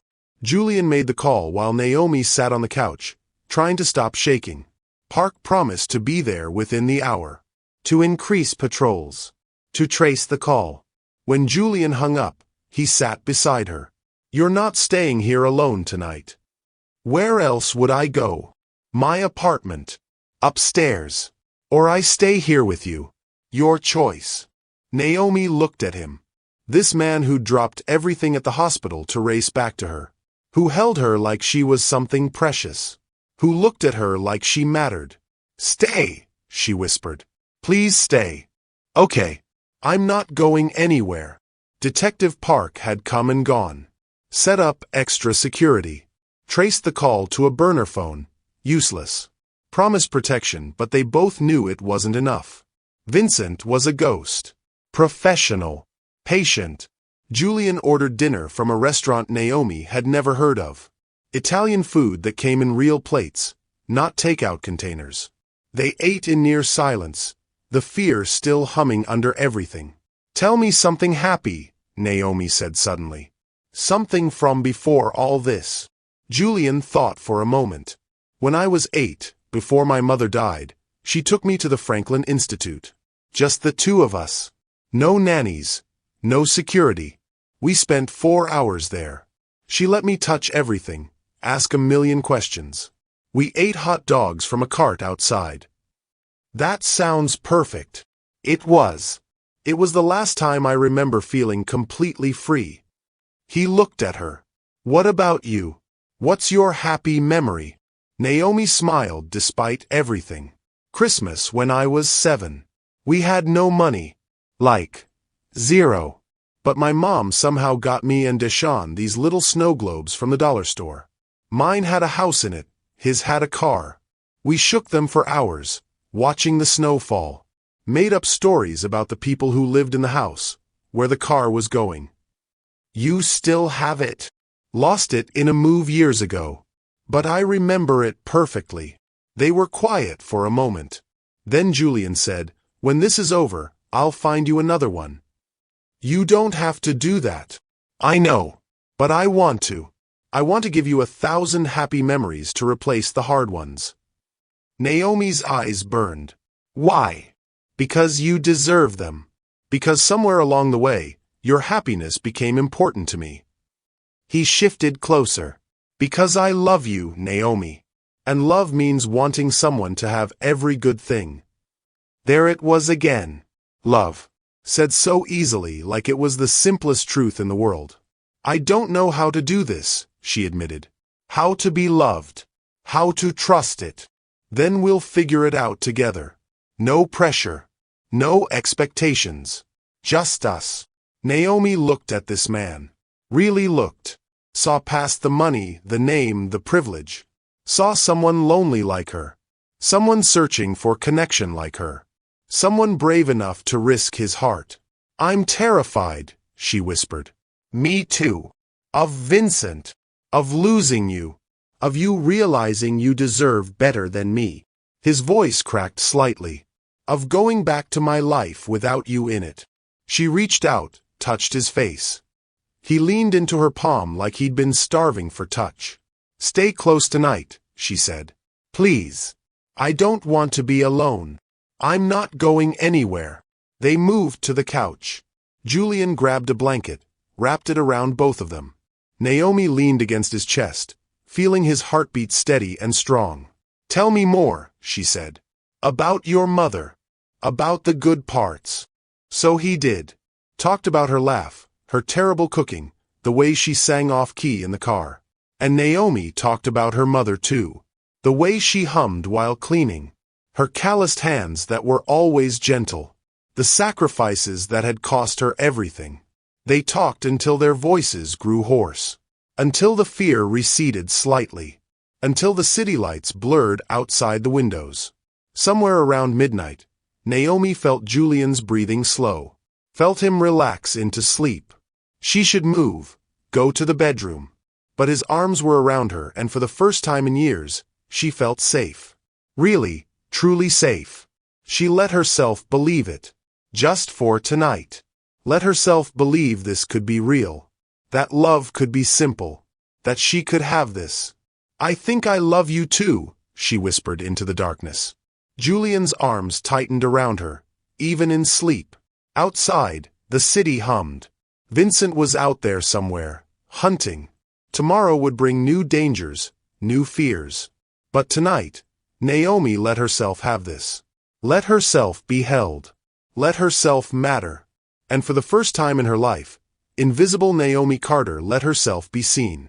Naomi woke wrapped in Julian's arms on the couch, morning light streaming through the windows. For one perfect moment, she let herself believe this was normal. That she woke up like this every day. Safe. Loved. Home. Then reality crashed back. Vincent. The phone call. The danger. Julian stirred, opened his eyes. Saw her watching him. Hey. Hey. You okay? I told you I loved you last night. After you fell asleep. His eyes widened. What? I said I think I love you too. You were asleep. Didn't hear it. Julian sat up, fully awake now. Say it again. While I'm awake. Naomi's heart hammered. But she'd been invisible too long. Had swallowed too many truths. "I love you," she said. "I'm terrified and it's probably a mistake and I don't know how this works, but I love you." Julian cupped her face in his hands. "Can I kiss you?" She nodded.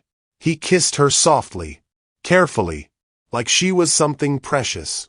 Naomi had been kissed before, but never like this. Never like she mattered. Never like she was someone's whole world. When they pulled apart, both breathless, Julian rested his forehead against hers.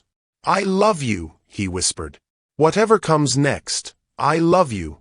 Naomi's phone rang, shattering the moment. Deshawn's number. She answered. "Hey, how are you feeling?" "Better. They're releasing me in an hour. Can you come get me?" "Of course. We'll be right there." She hung up. Julian was already standing, grabbing his keys. "We?" he asked with a small smile. "We," she confirmed. They drove to Mercy Hospital together. Picked up Deshawn, who looked stronger, steadier. The textbooks had arrived at his dorm, he reported. All 3 copies. "Overkill," Deshawn said to Julian. "But I appreciate it." "Better safe than sorry," Julian replied. They dropped Deshawn at his dorm. He hugged Naomi tight before getting out. "Be careful," he whispered in her ear. "And let yourself be happy. You've earned it." Watching him walk into the building, Naomi felt something shift in her chest. Deshawn was okay. The textbooks were handled. One less weight crushing her. Julian's phone rang as they pulled away. He glanced at the screen, his face tightening. "It's my father. I have to take this." He answered. "Dad." Naomi couldn't hear Charles Whitmore's words, but she could hear the tone. Sharp. Demanding. "I'm with Naomi," Julian said. "We just picked up her brother from the hospital." More talking. Julian's jaw clenched. "That's not your decision to make," Julian said. His voice stayed calm, but steel ran underneath. "I'm not leaving her unprotected." A pause. Then Julian's face went pale. "What? When?" He pulled the car over. "How do you know?" Naomi's stomach dropped. Something was wrong. Julian hung up. Sat there gripping the steering wheel. "What happened?" Naomi asked. "Vincent Calabrese. They found him." Relief flooded through her. "That's good.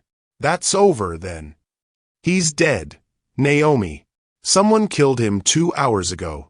Shot him in an alley in Kensington." The relief evaporated. "What? Who?" "They don't know. But my father's investigators think it was a rival crew. Someone else after the ransom money." Julian looked at her. "The other 2 men, Travis and the 3rd guy, they're still out there. And now they're probably more dangerous than ever." "Why?" "Because Vincent was the smart one. The careful one. Without him, they're desperate. Unpredictable." He pulled back onto the road. "We need to get you back to the building. Need to stay locked down until the police find them." Charles Whitmore was waiting in the lobby when they arrived. "Upstairs. Now." His voice left no room for argument. "Both of you." They rode the elevator to the 10th floor in silence. Charles led them to Julian's apartment. It was larger than the guest apartment, more lived in. Books on shelves. Photos on the walls. Evidence of a real life. Charles turned on them the moment the door closed. "This ends today," he said. "Dad." "No. Listen to me." Charles looked at Naomi. "Vincent Calabrese is dead, but his crew is still active. They know you're here. They've been watching this building. My security team spotted them this morning." Fear spiked through Naomi. "Where?" "Across the street. In a car. They left when they saw our people, but they'll be back." Charles pulled out an envelope. Set it on the table. "There's $50,000 in here. Enough to disappear. Start over somewhere they'll never find you." Naomi stared at the envelope. "You want me to leave. I want you to live. Those men won't stop. They can't afford to. You're a witness. You can identify them. As long as you're alive, they're at risk. So you're buying her off, Julian said, his voice dangerous. Like she's a problem to solve. I'm protecting my son. And whether you believe it or not, I'm protecting her too. Charles looked at Naomi. Take the money. Disappear. Let us handle this. No, Naomi said. 50,000 is more than you'll make in 2 years at that diner. It's a new life. A fresh start. I don't want a fresh start. I want my life.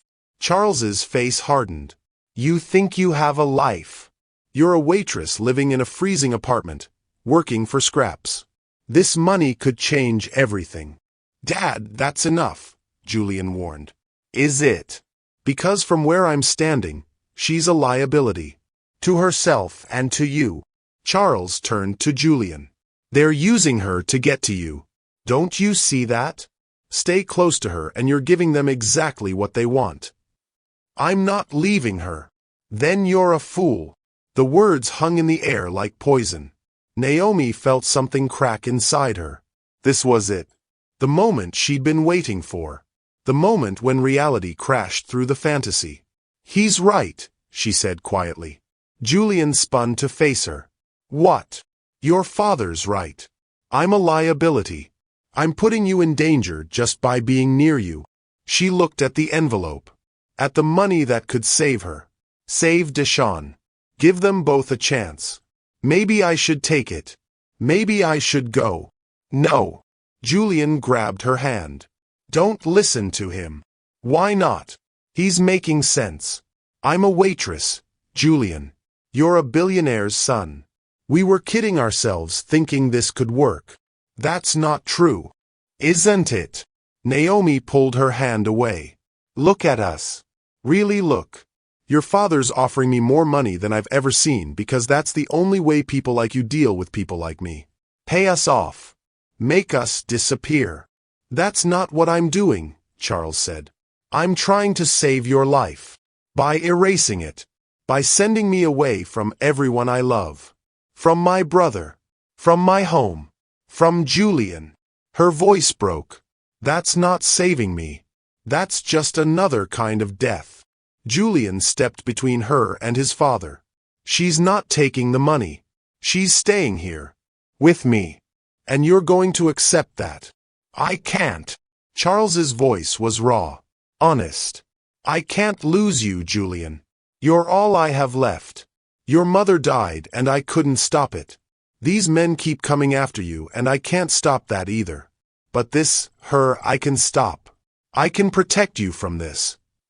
I don't need protection from her. I need protection from a world that keeps trying to tell me who I should love and why. Julian's hands shook. You want to help? Then help us. Both of us. Stop trying to pay her to leave and start trying to keep her safe. The only way to keep her safe is to get her away from you. Naomi's phone rang. She looked at the screen. Unknown number. Her hands went cold. She answered. Miss Carter. A voice she didn't recognize. Younger than Vincent. Desperate. We have your brother. The world stopped. What? The word barely made it out. Deshawn Carter. We grabbed him outside his dorm 20 minutes ago. You want to see him alive? You do exactly what I say. No. No, please. Tears streamed down Naomi's face. Don't hurt him. Please don't hurt him. That's up to you. You bring us Julian Whitmore. Tonight. 10 p.m. The old warehouse on Delaware Avenue. You bring him, we let your brother go. I can't. You can and you will. Because if you don't, if you call the cops, if you try anything, we kill him. Understand? Yes. Yes, I understand. 10 p.m. Just you and Whitmore. Nobody else. The line went dead. Naomi's legs gave out.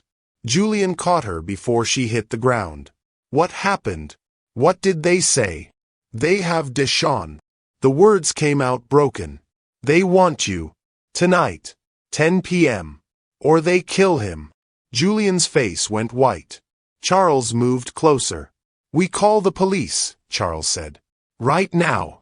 They said no police. They'll kill him if we call the police. Naomi grabbed Julian's shirt. This is my fault. I should have taken the money. Should have left. Now they have my brother because of me. This isn't your fault. Julian held her face. None of this is your fault. They want you. They'll kill Deshawn if I don't bring you to them. Fresh tears fell.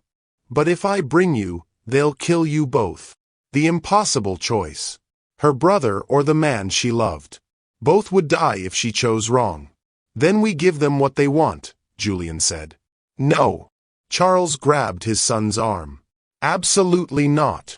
It's the only way to save Deshawn. It's suicide. They'll kill you both and take her brother anyway. Julian looked at Naomi. At the woman he loved falling apart in front of him. I have to try. No, Naomi said. No, I won't let you die for me. And I won't let your brother die because of me. He pulled her close. We'll figure this out. Together. But Naomi knew the truth. There was no together anymore. There was only the impossible choice. Save Julian or save Deshawn. Love or blood. And she'd already made her decision. I need to go, she said, pulling away from Julian. I need to think. Naomi, please. Just let me think. She grabbed her coat. Walked to the door. Where are you going? Julian called after her. Somewhere I can breathe. She left. Took the elevator down. Walked out into the November cold. Behind her, she heard Julian calling her name. But she kept walking. Because the truth was, she couldn't save them both. And choosing meant destroying herself either way. The waitress who'd been invisible her whole life had finally been seen. And it was going to cost her everything. Naomi sat on a bench in the park, watching pigeons fight over a discarded pretzel. Her phone had 17 missed calls. 12 from Julian. 3 from Detective Park. 2 from Charles Whitmore. She'd turned off the ringer. Couldn't bear to hear their voices. Couldn't bear to hear Julian beg her not to do what she was already planning. Deshawn or Julian. Blood or love. The choice should be simple. Deshawn was her brother. Her responsibility. The only family she had left. She'd spent her whole life protecting him. Couldn't stop now. But Julian. God. Julian. The man who'd seen her when she was invisible. Who'd made her believe she deserved more than scraps. Who'd looked at her like she hung the moon. How could she choose? Her phone buzzed. A text from an unknown number. 7 hours left. Don't forget. Travis or the third man. Reminding her. Taunting her. Naomi's hands shook. She needed a plan. Needed something better than walking into that warehouse and watching everyone she loved die. Her phone rang again. This time she answered. Naomi, thank God. Julian's voice cracked with relief. Where are you? It doesn't matter. It does matter. Come back. Please. We'll figure this out together. There's nothing to figure out. They want you. If I don't bring you, they kill Deshawn. So we called Detective Park. Let the police handle it. They said no police. They'll know, Julian. They're watching. And they'll kill him. Then we find another way. There is no other way. Naomi's voice broke. I have to choose. You or my brother. And I can't. I can't do this. Listen to me. Julian's voice went firm. Strong. I'm not letting you make this choice alone. I'm not letting you sacrifice yourself or Deshawn or anyone. We're going to that warehouse together, and we're going to save your brother. Both of us. Together. They'll kill you. Maybe. But maybe not. Maybe we're smarter than they think. This isn't some action movie, Julian. This is real. You could die. So could you. So could Deshawn. I'd rather die fighting than live knowing I let you face this alone. He paused. I love you, Naomi. That means I don't get to stay safe while you walk into danger. That means I fight beside you, whatever comes. Tears streamed down her face. I love you too. That's why I can't let you do this. You don't get to decide that. It's my choice too. My life. My risk. His voice softened. Where are you? Let me come to you. Let's talk face to face. Naomi looked around the park. Saw a black SUV parked across the street. Had it been there when she sat down? She couldn't remember. I think they're watching me, she whispered. Then come back to the building. We have security here. You're safe here. Nowhere's safe. Not anymore. Naomi. She hung up, stood from the bench, started walking. The SUV's engine started. She walked faster, cut through side streets. The SUV followed, always 2 blocks behind, never closing the gap, just watching, making sure she knew they were there. Her phone rang. Detective Park this time. She answered. Miss Carter, we need to talk. Julian told me about the kidnapping. They'll kill my brother. They're going to kill him anyway. These men don't leave witnesses. You know that. The truth of it hit her stomach like a fist. Park was right. Even if she brought Julian, even if they got what they wanted, they'd kill Deshawn to cover their tracks. Kill her and Julian too. What do I do? She whispered.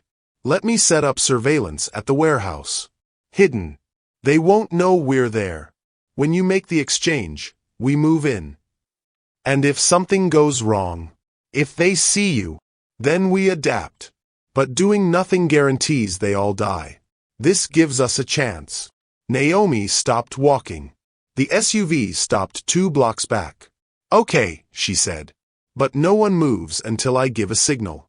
Until I know Deshawn is safe. What signal? She thought fast. I'll say, it's over. When you hear that, you move. Not before.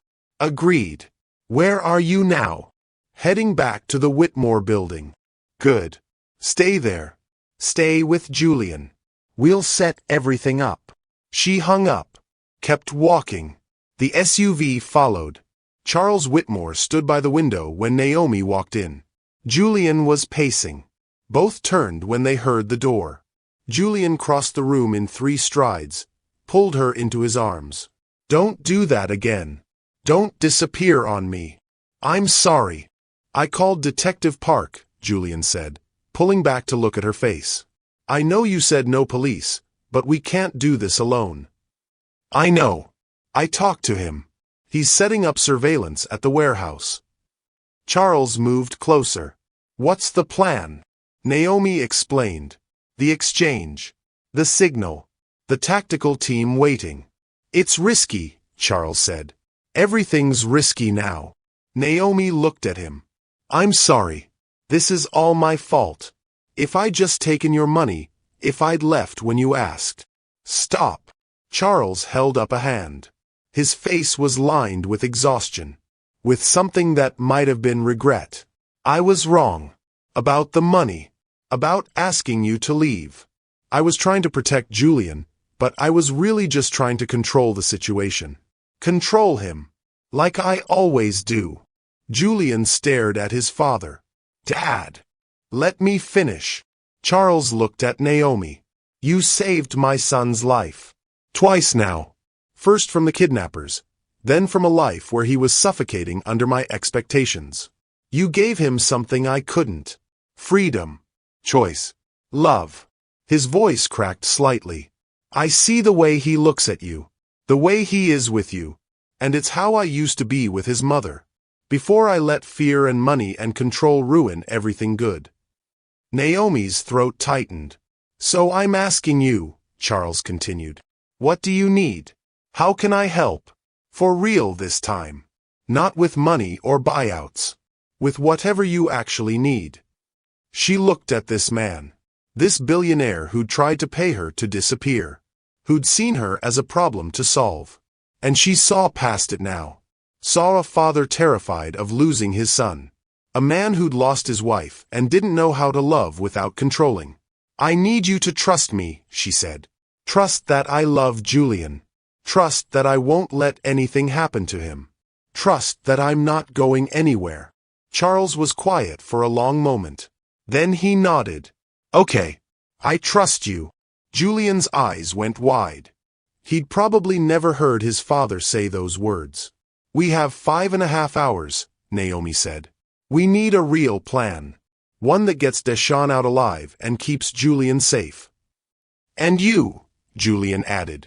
Keeps you safe too. I'm not the priority. You are to me. Charles cleared his throat. I have an idea, but you're both going to hate it. The warehouse loomed in the darkness, broken windows like empty eyes. Naomi's car sat parked outside, engine running. 15 minutes until the exchange. Detective Park's voice came through the tiny earpiece hidden in her ear.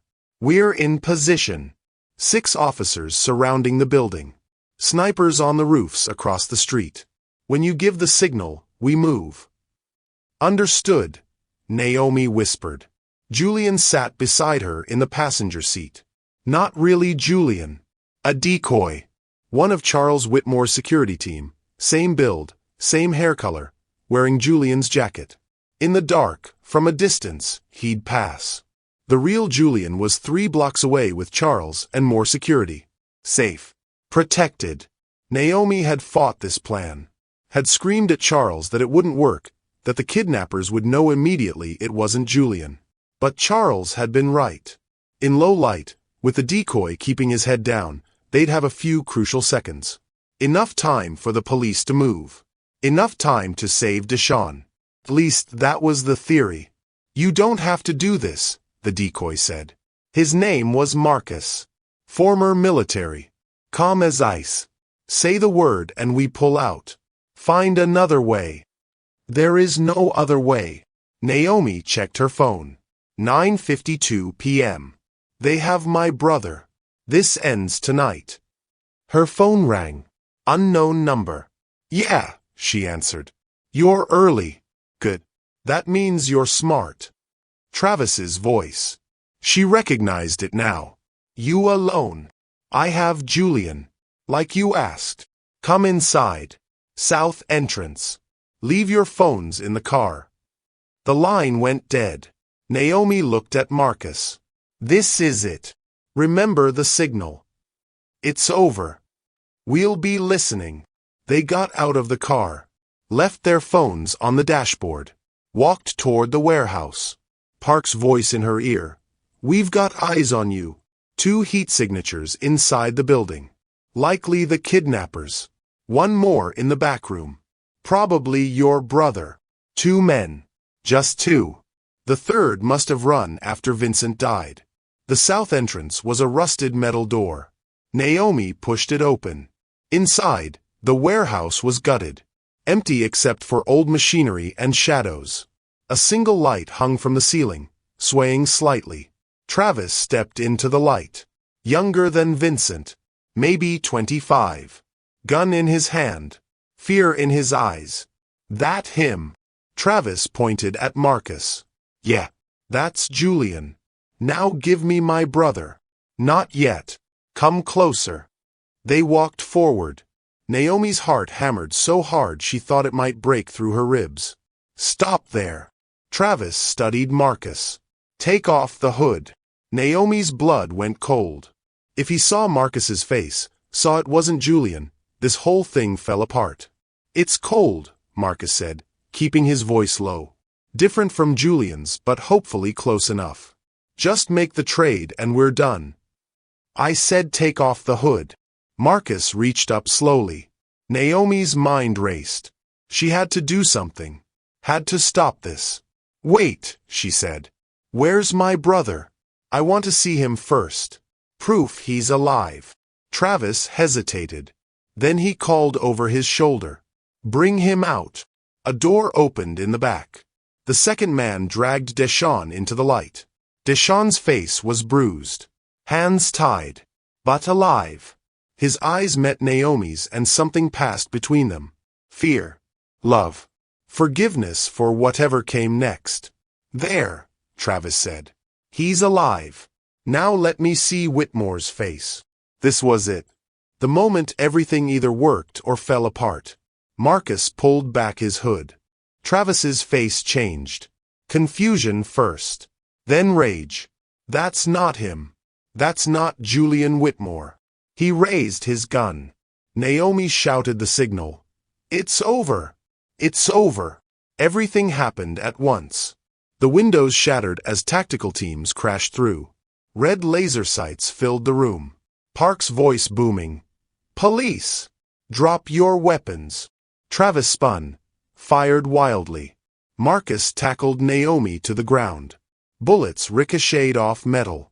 The second man released Deshawn and ran. Officers swarmed him before he made it 3 steps. Travis turned his gun toward Deshawn. If I'm going down, I'm taking someone with me. No! Naomi screamed. A single shot rang out. Travis dropped. Silence. Then chaos. Officers everywhere. Paramedics rushing in. Park shouting orders. Naomi crawled to Deshawn. Untied his hands. Held him while he shook. You're okay, she whispered. You're okay. I've got you. Park appeared beside them. Ambulance is outside. We need to check him out. Paramedics led Deshawn away. Naomi stood on shaking legs. It was over. Really over. Her phone was still in the car, but she heard footsteps running. Turned to see Julian bursting through the door, Charles right behind him. Julian's eyes found her. He crossed the warehouse in seconds, pulled her into his arms. You're alive, he breathed. You're safe. So is Deshawn. So are you. She pulled back, looked at his face. We did it. We actually did it. Charles approached slowly, looked at the scene, at his son holding the woman he loved, at the police cleaning up the nightmare. You were right, he said to Naomi. I should have trusted you. Julian held her tighter. Let's go home. Home. The word had never sounded so beautiful. Deshawn was released with minor injuries. Bruises, dehydration again, but nothing broken. Nothing that wouldn't heal. Naomi sat beside his hospital bed while Julian went to get coffee. Real coffee, he'd promised. The good kind. You scared me, Deshawn said quietly. When they grabbed me, all I could think was that you'd blame yourself. That you'd do something stupid to save me. I did do something stupid. I almost traded Julian for you. But you didn't. You found another way. He squeezed her hand. You've spent your whole life choosing me over everything else. Over friends, over your own dreams, over yourself. I'm glad you finally chose something for you too. I chose both. You and Julian. I wasn't losing either of you. That's my sister. Stubborn until the end. Deshawn smiled, then winced. His split lip was still healing. So what happens now? You ride off into the billionaire sunset. I don't know. We haven't talked about after. Just focused on surviving. Maybe it's time to talk about it. Julian returned with 3 cups of coffee. Handed them out. Sat in the chair by the window. The police want statements, he said. From all of us. Park said we can do it tomorrow. Give us time to rest. What about the other guy? Naomi asked. The one who ran. In custody. Already talking. Gave up their whole operation trying to cut a deal. Julian sipped his coffee. It's really over, Naomi. Vincent's dead. Travis is dead. The third guy is going to prison for a long time. You're safe. Safe. The word felt foreign. She'd been running on fear and adrenaline for 6 days. Now that it was gone, she didn't know what to do with the emptiness it left behind. I should get back to work, she said. Called Diane this morning. She said my shifts are covered through Wednesday, but after that I'm expected back. Julian's face fell slightly. You're going back to the diner? It's my job. What if you didn't have to? Naomi set down her coffee. We talked about this. I don't want your money. I'm not offering money. I'm offering a choice. Julian leaned forward. My father owns 3 companies. One of them is a non-profit foundation. They're looking for a program coordinator. Someone to help distribute grants to families in need. Someone who understands what it's like to struggle, to need help, to fight for every dollar. Julian. It pays $60,000 a year. Full benefits. You'd be helping people like you. Like your mother was. Like Deshaun is. He pulled out a business card. Set it on the bed. Just think about it. No pressure. No strings. Just an opportunity. Naomi stared at the card. $60,000 a year.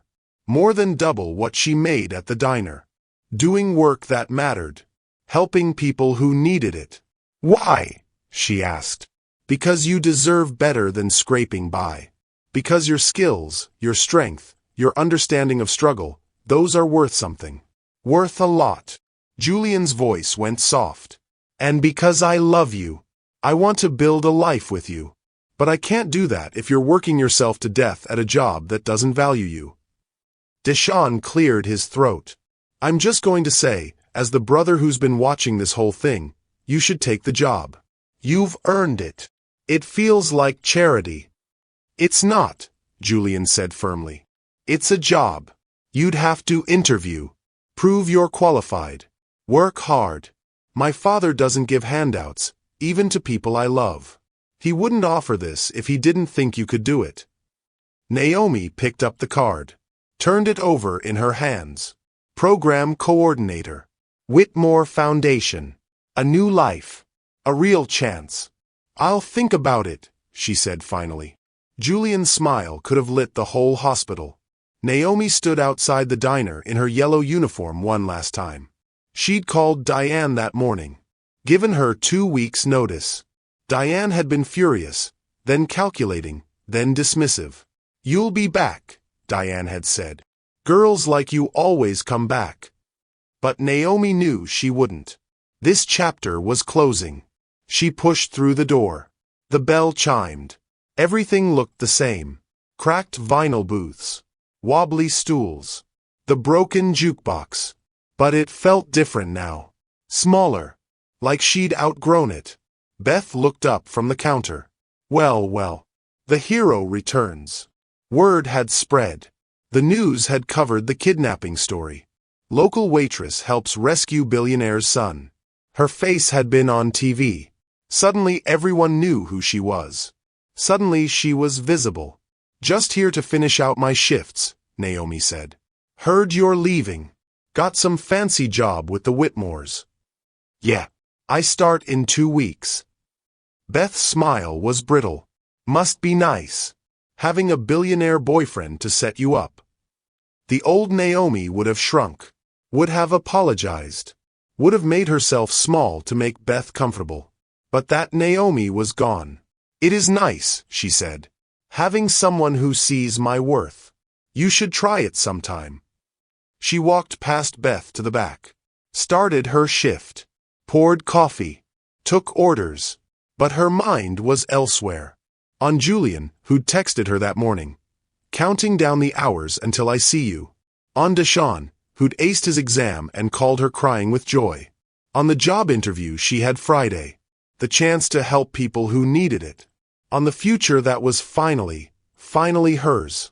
At the end of her shift, she hung up her apron for the last time. Walked out of Rosie's diner and didn't look back. Julian had asked her to meet him at the park.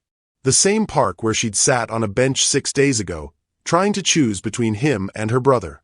She found him by the fountain. He was holding something small. A bag from a vintage shop downtown. What's this? She asked.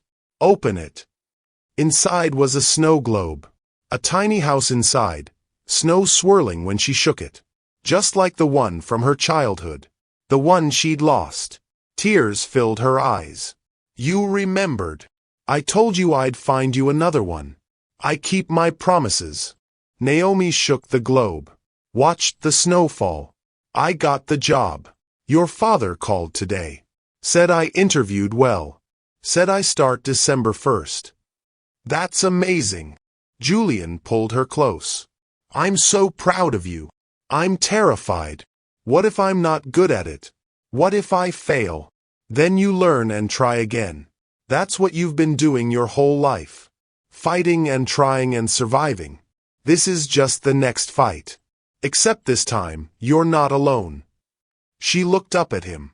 This man who'd changed everything. Who'd seen her when she was invisible. Who'd fought beside her instead of for her. I love you, she said. So much it scares me. Good. Love should be a little scary. Means it matters. He kissed her forehead. What do you say we make this official? I want to introduce you to my world. Not as the woman who saved me. As the woman I love. As my partner. Your world is champagne and galas and people who use salad forks. My world is wherever you are. Everything else is just noise. Naomi laughed. Set down the snow globe carefully. Took both his hands. Okay. Yes. Let's do this. All of it. Together. Julian's face transformed with joy. He spun her around, both of them laughing like children. When he set her down, he said, My father wants to have dinner tomorrow. All of us. You, me, Deshawn. A proper family meal. Family, Naomi repeated. The word felt big. Important. I liked the sound of that. Me too. They walked through the park as evening fell. The city lights came on one by one. Philadelphia glowed around them, full of possibility.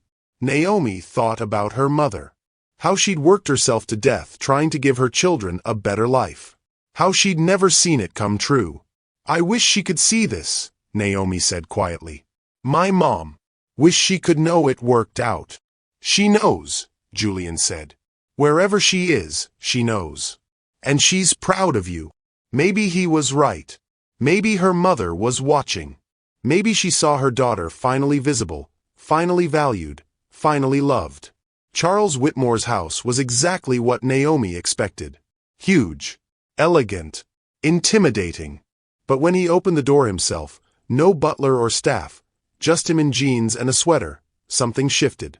Naomi. Deshawn. Come in. Please. He stepped aside. I'm glad you're both here. The dining room was set for 4. Comfortable. Intimate. Not the formal affair Naomi had feared. They sat. Ate food Charles had cooked himself. Talked about everything and nothing.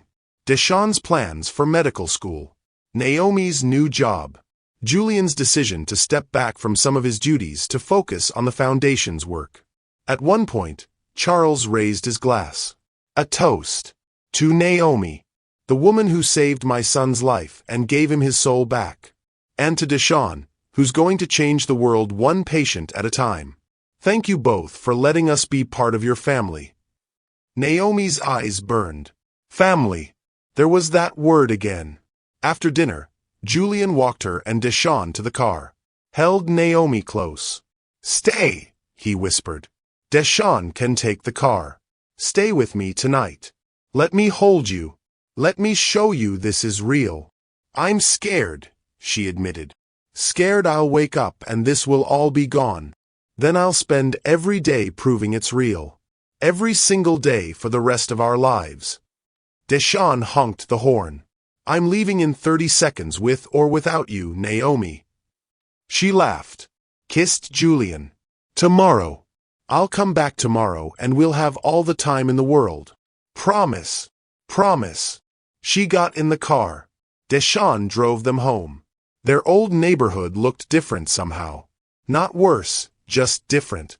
Like she was seeing it from a new angle. You happy? Deshawn asked. Naomi thought about it. About Julian. About the job. About being visible after 28 years of invisibility. Yeah, she said. I really am. Naomi stood outside the diner one last time. Not to work. Just to remember. This was where it started. Where a terrified stranger had burst through the door. Where she'd found her voice. Where everything changed. Julian came up beside her. Took her hand. You okay? He asked. Yeah. Just saying goodbye. It's not really goodbye. More like thank you. He was right. This place had taught her to survive. Had made her strong enough to fight. Had prepared her for the moment when fighting mattered most. The door opened. A young black woman came out. New waitress. Yellow uniform. Exhausted eyes. Naomi recognized that look. Had worn it herself. "Hey," Naomi said. "First day. Third. But who's counting?" The woman's smile was tired. Practiced. The smile of someone making themselves small. Naomi pulled out her wallet. Took out a $100 bill. The woman's eyes went wide. "What's this for?" "For believing you deserve better. For knowing you're not invisible, even when everyone treats you like you are. For understanding that one day you're going to find your voice, and when you do, the whole world better listen." The woman took the money with shaking hands. "I don't understand." "You will. When the moment comes, you'll understand." Naomi squeezed her shoulder. "You're stronger than you know. Don't forget that." She and Julian walked away. Behind them, the diner glowed in the winter evening. Inside, a waitress counted her unexpected blessing and wondered what it meant. Naomi knew. It meant the same thing it had always meant. Hope. Survival. The refusal to stay invisible. And love. Always love. Julian pulled her close as they walked. "What are you thinking about?" "About how 6 weeks ago I was invisible. And now I'm not." "You were never invisible." "Not really. The world just wasn't looking hard enough." "And you were. From the first moment. I saw you, Naomi Carter. I'll always see you." She stopped. Kissed him right there on the Philadelphia street. Cars honked. People stared. She didn't care. For the first time in her life, she wanted to be seen. And she was. By him. By herself. By the whole world. The waitress who'd been ignored her entire life had finally learned the truth. She mattered. She always had. She just needed someone brave enough to show her. And that someone was standing right beside her, holding her hand, ready to face whatever came next. Together. 2 years later, Naomi sat at her desk, reviewing grant applications. Outside her window, Philadelphia stretched in the autumn afternoon light. Her office was small but hers. Photos on the walls. Her mother, young and smiling. Deshaun in his white coat from medical school graduation. Julian, laughing at something she'd said. Her phone buzzed. "Julian, lunch in 20 minutes? Got a surprise for you." Naomi, always with the surprises. "Fine. 20 minutes. She approved 3 more grants. Single mothers needing childcare assistance. Families facing medical debt. Kids who needed textbooks. Every application felt personal. Every approval felt like saving a version of herself. A knock on her door. Karen Chen, her assistant, poked her head in. The Peterson case just closed. The family got the housing grant. They're moving in next week. That's amazing. Send them a welcome basket. Already done. Karen smiled. You've taught me well. After Karen left, Naomi stood and stretched. 2 years at the Whitmore Foundation. 2 years of helping families like hers had been. The work was hard, sometimes heartbreaking, but it mattered. She mattered. Her phone rang. Deshaun's number. Hey, future doctor, she answered. Actual doctor now, remember? I graduated 6 months ago. His voice was bright. Happy. Just calling to remind you about Thanksgiving. You're still coming to my place, right? Bringing Julian. Wouldn't miss it. How's the residency? Exhausting. Perfect. Everything I wanted. He paused. Mom would be proud, you know, of both of us. Yeah, she would be. They talked for a few more minutes before Deshaun had to go. Naomi hung up, feeling the familiar ache of missing her mother mixed with the joy of knowing they'd made it. Both of them. Against all odds. Her computer dinged. Email from Detective Raymond Park. Final update on the Calabrese case. Thought you'd want to know. She opened it. The third kidnapper, Marcus Chen, no relation to her assistant, had been sentenced to 25 years.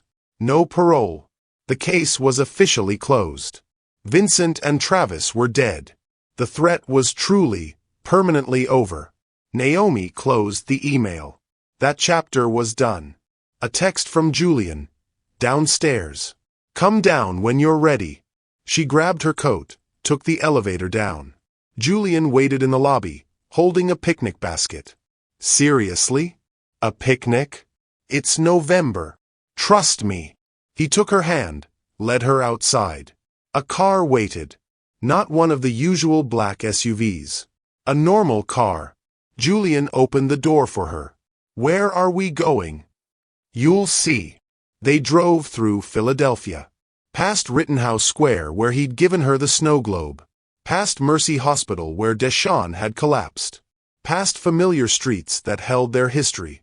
Finally, they pulled up to Rosie's Diner. Naomi's heart clenched. Why are we here? Because this is where it started. Where you saved me. Where everything changed. Julian got out, helped her out. Come on. The diner looked different. New sign. Fresh paint. Through the window, Naomi could see new booths, updated equipment. What happened? She asked. Diane sold it 6 months ago. Retired to Florida. Julian squeezed her hand. The new owner wanted to honor the diner's history, especially the story of the waitress who saved a stranger's life here. He led her inside. The diner was empty except for one person. The young black woman Naomi had given $100 to 2 years ago. The woman smiled. Hi. I'm Tasha.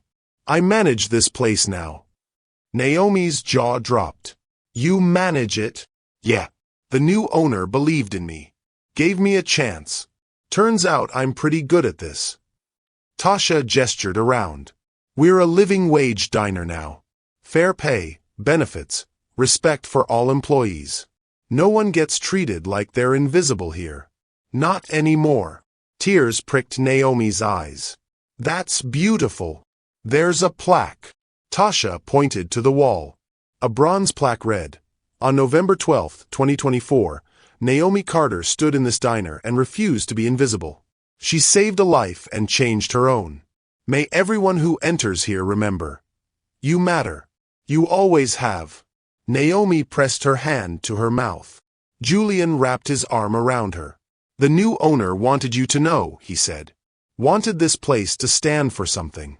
For courage. For the power of one person refusing to stay small. Who's the new owner? Julian smiled. My father.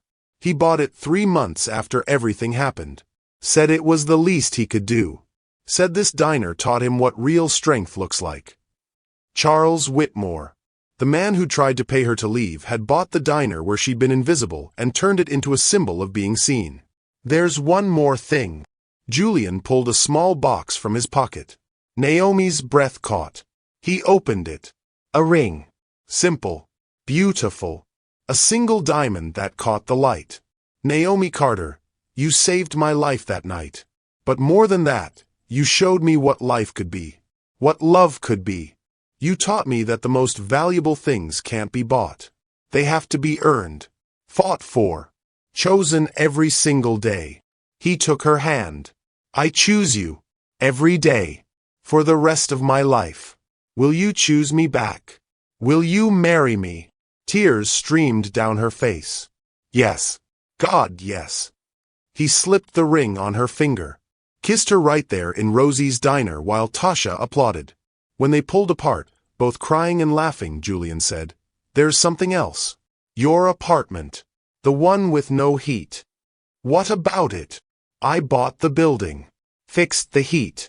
The landlord was overcharging and under-delivering. Now it's affordable housing with actual working utilities. Your old neighbors deserve better. You bought my building?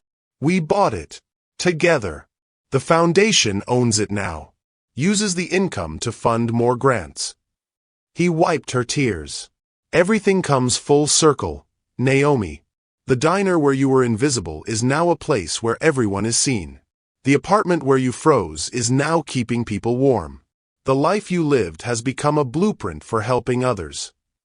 She couldn't speak, could only hold him and cry. Tasha brought them coffee. Real coffee. The good kind.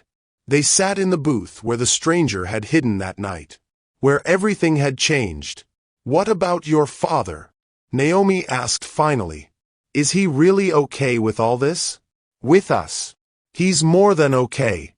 He's performing our wedding ceremony next spring. Got ordained online specifically for it." Julian laughed. Said if he couldn't buy his way into your good graces, he'd earn it. One day at a time. And he has. He really has. They sat there until the sun set. Talking. Planning. Dreaming about a future that was finally, truly theirs. Outside, Philadelphia moved around them. The city where a waitress had been invisible. Where she'd found her voice. Where she'd discovered that love wasn't about being saved or saving someone else. It was about seeing each other. Really seeing. And choosing to fight together. As they left the diner, Naomi looked back one last time. At the plaque. At Tasha, who was living proof that one act of kindness could change everything. At the place where she'd stopped being invisible. "Ready to go home?" Julian asked. Home. Their home. The penthouse they'd moved into together 6 months ago. The place where she woke up every morning beside him and still couldn't believe this was her life. "Yeah," she said. "Let's go home." They walked into the November evening, hand in hand, ring glittering on her finger. The waitress who'd been invisible had become impossible to ignore. And the billionaire's son who'd been suffocating in a golden cage had finally learned to breathe. Together, they'd saved each other. And that, more than anything, was the real happy ending. Thank you for staying with me until the very end of this incredible journey. If this story touched your heart, wait until you see what's coming next. It's even more powerful and inspiring than you can imagine.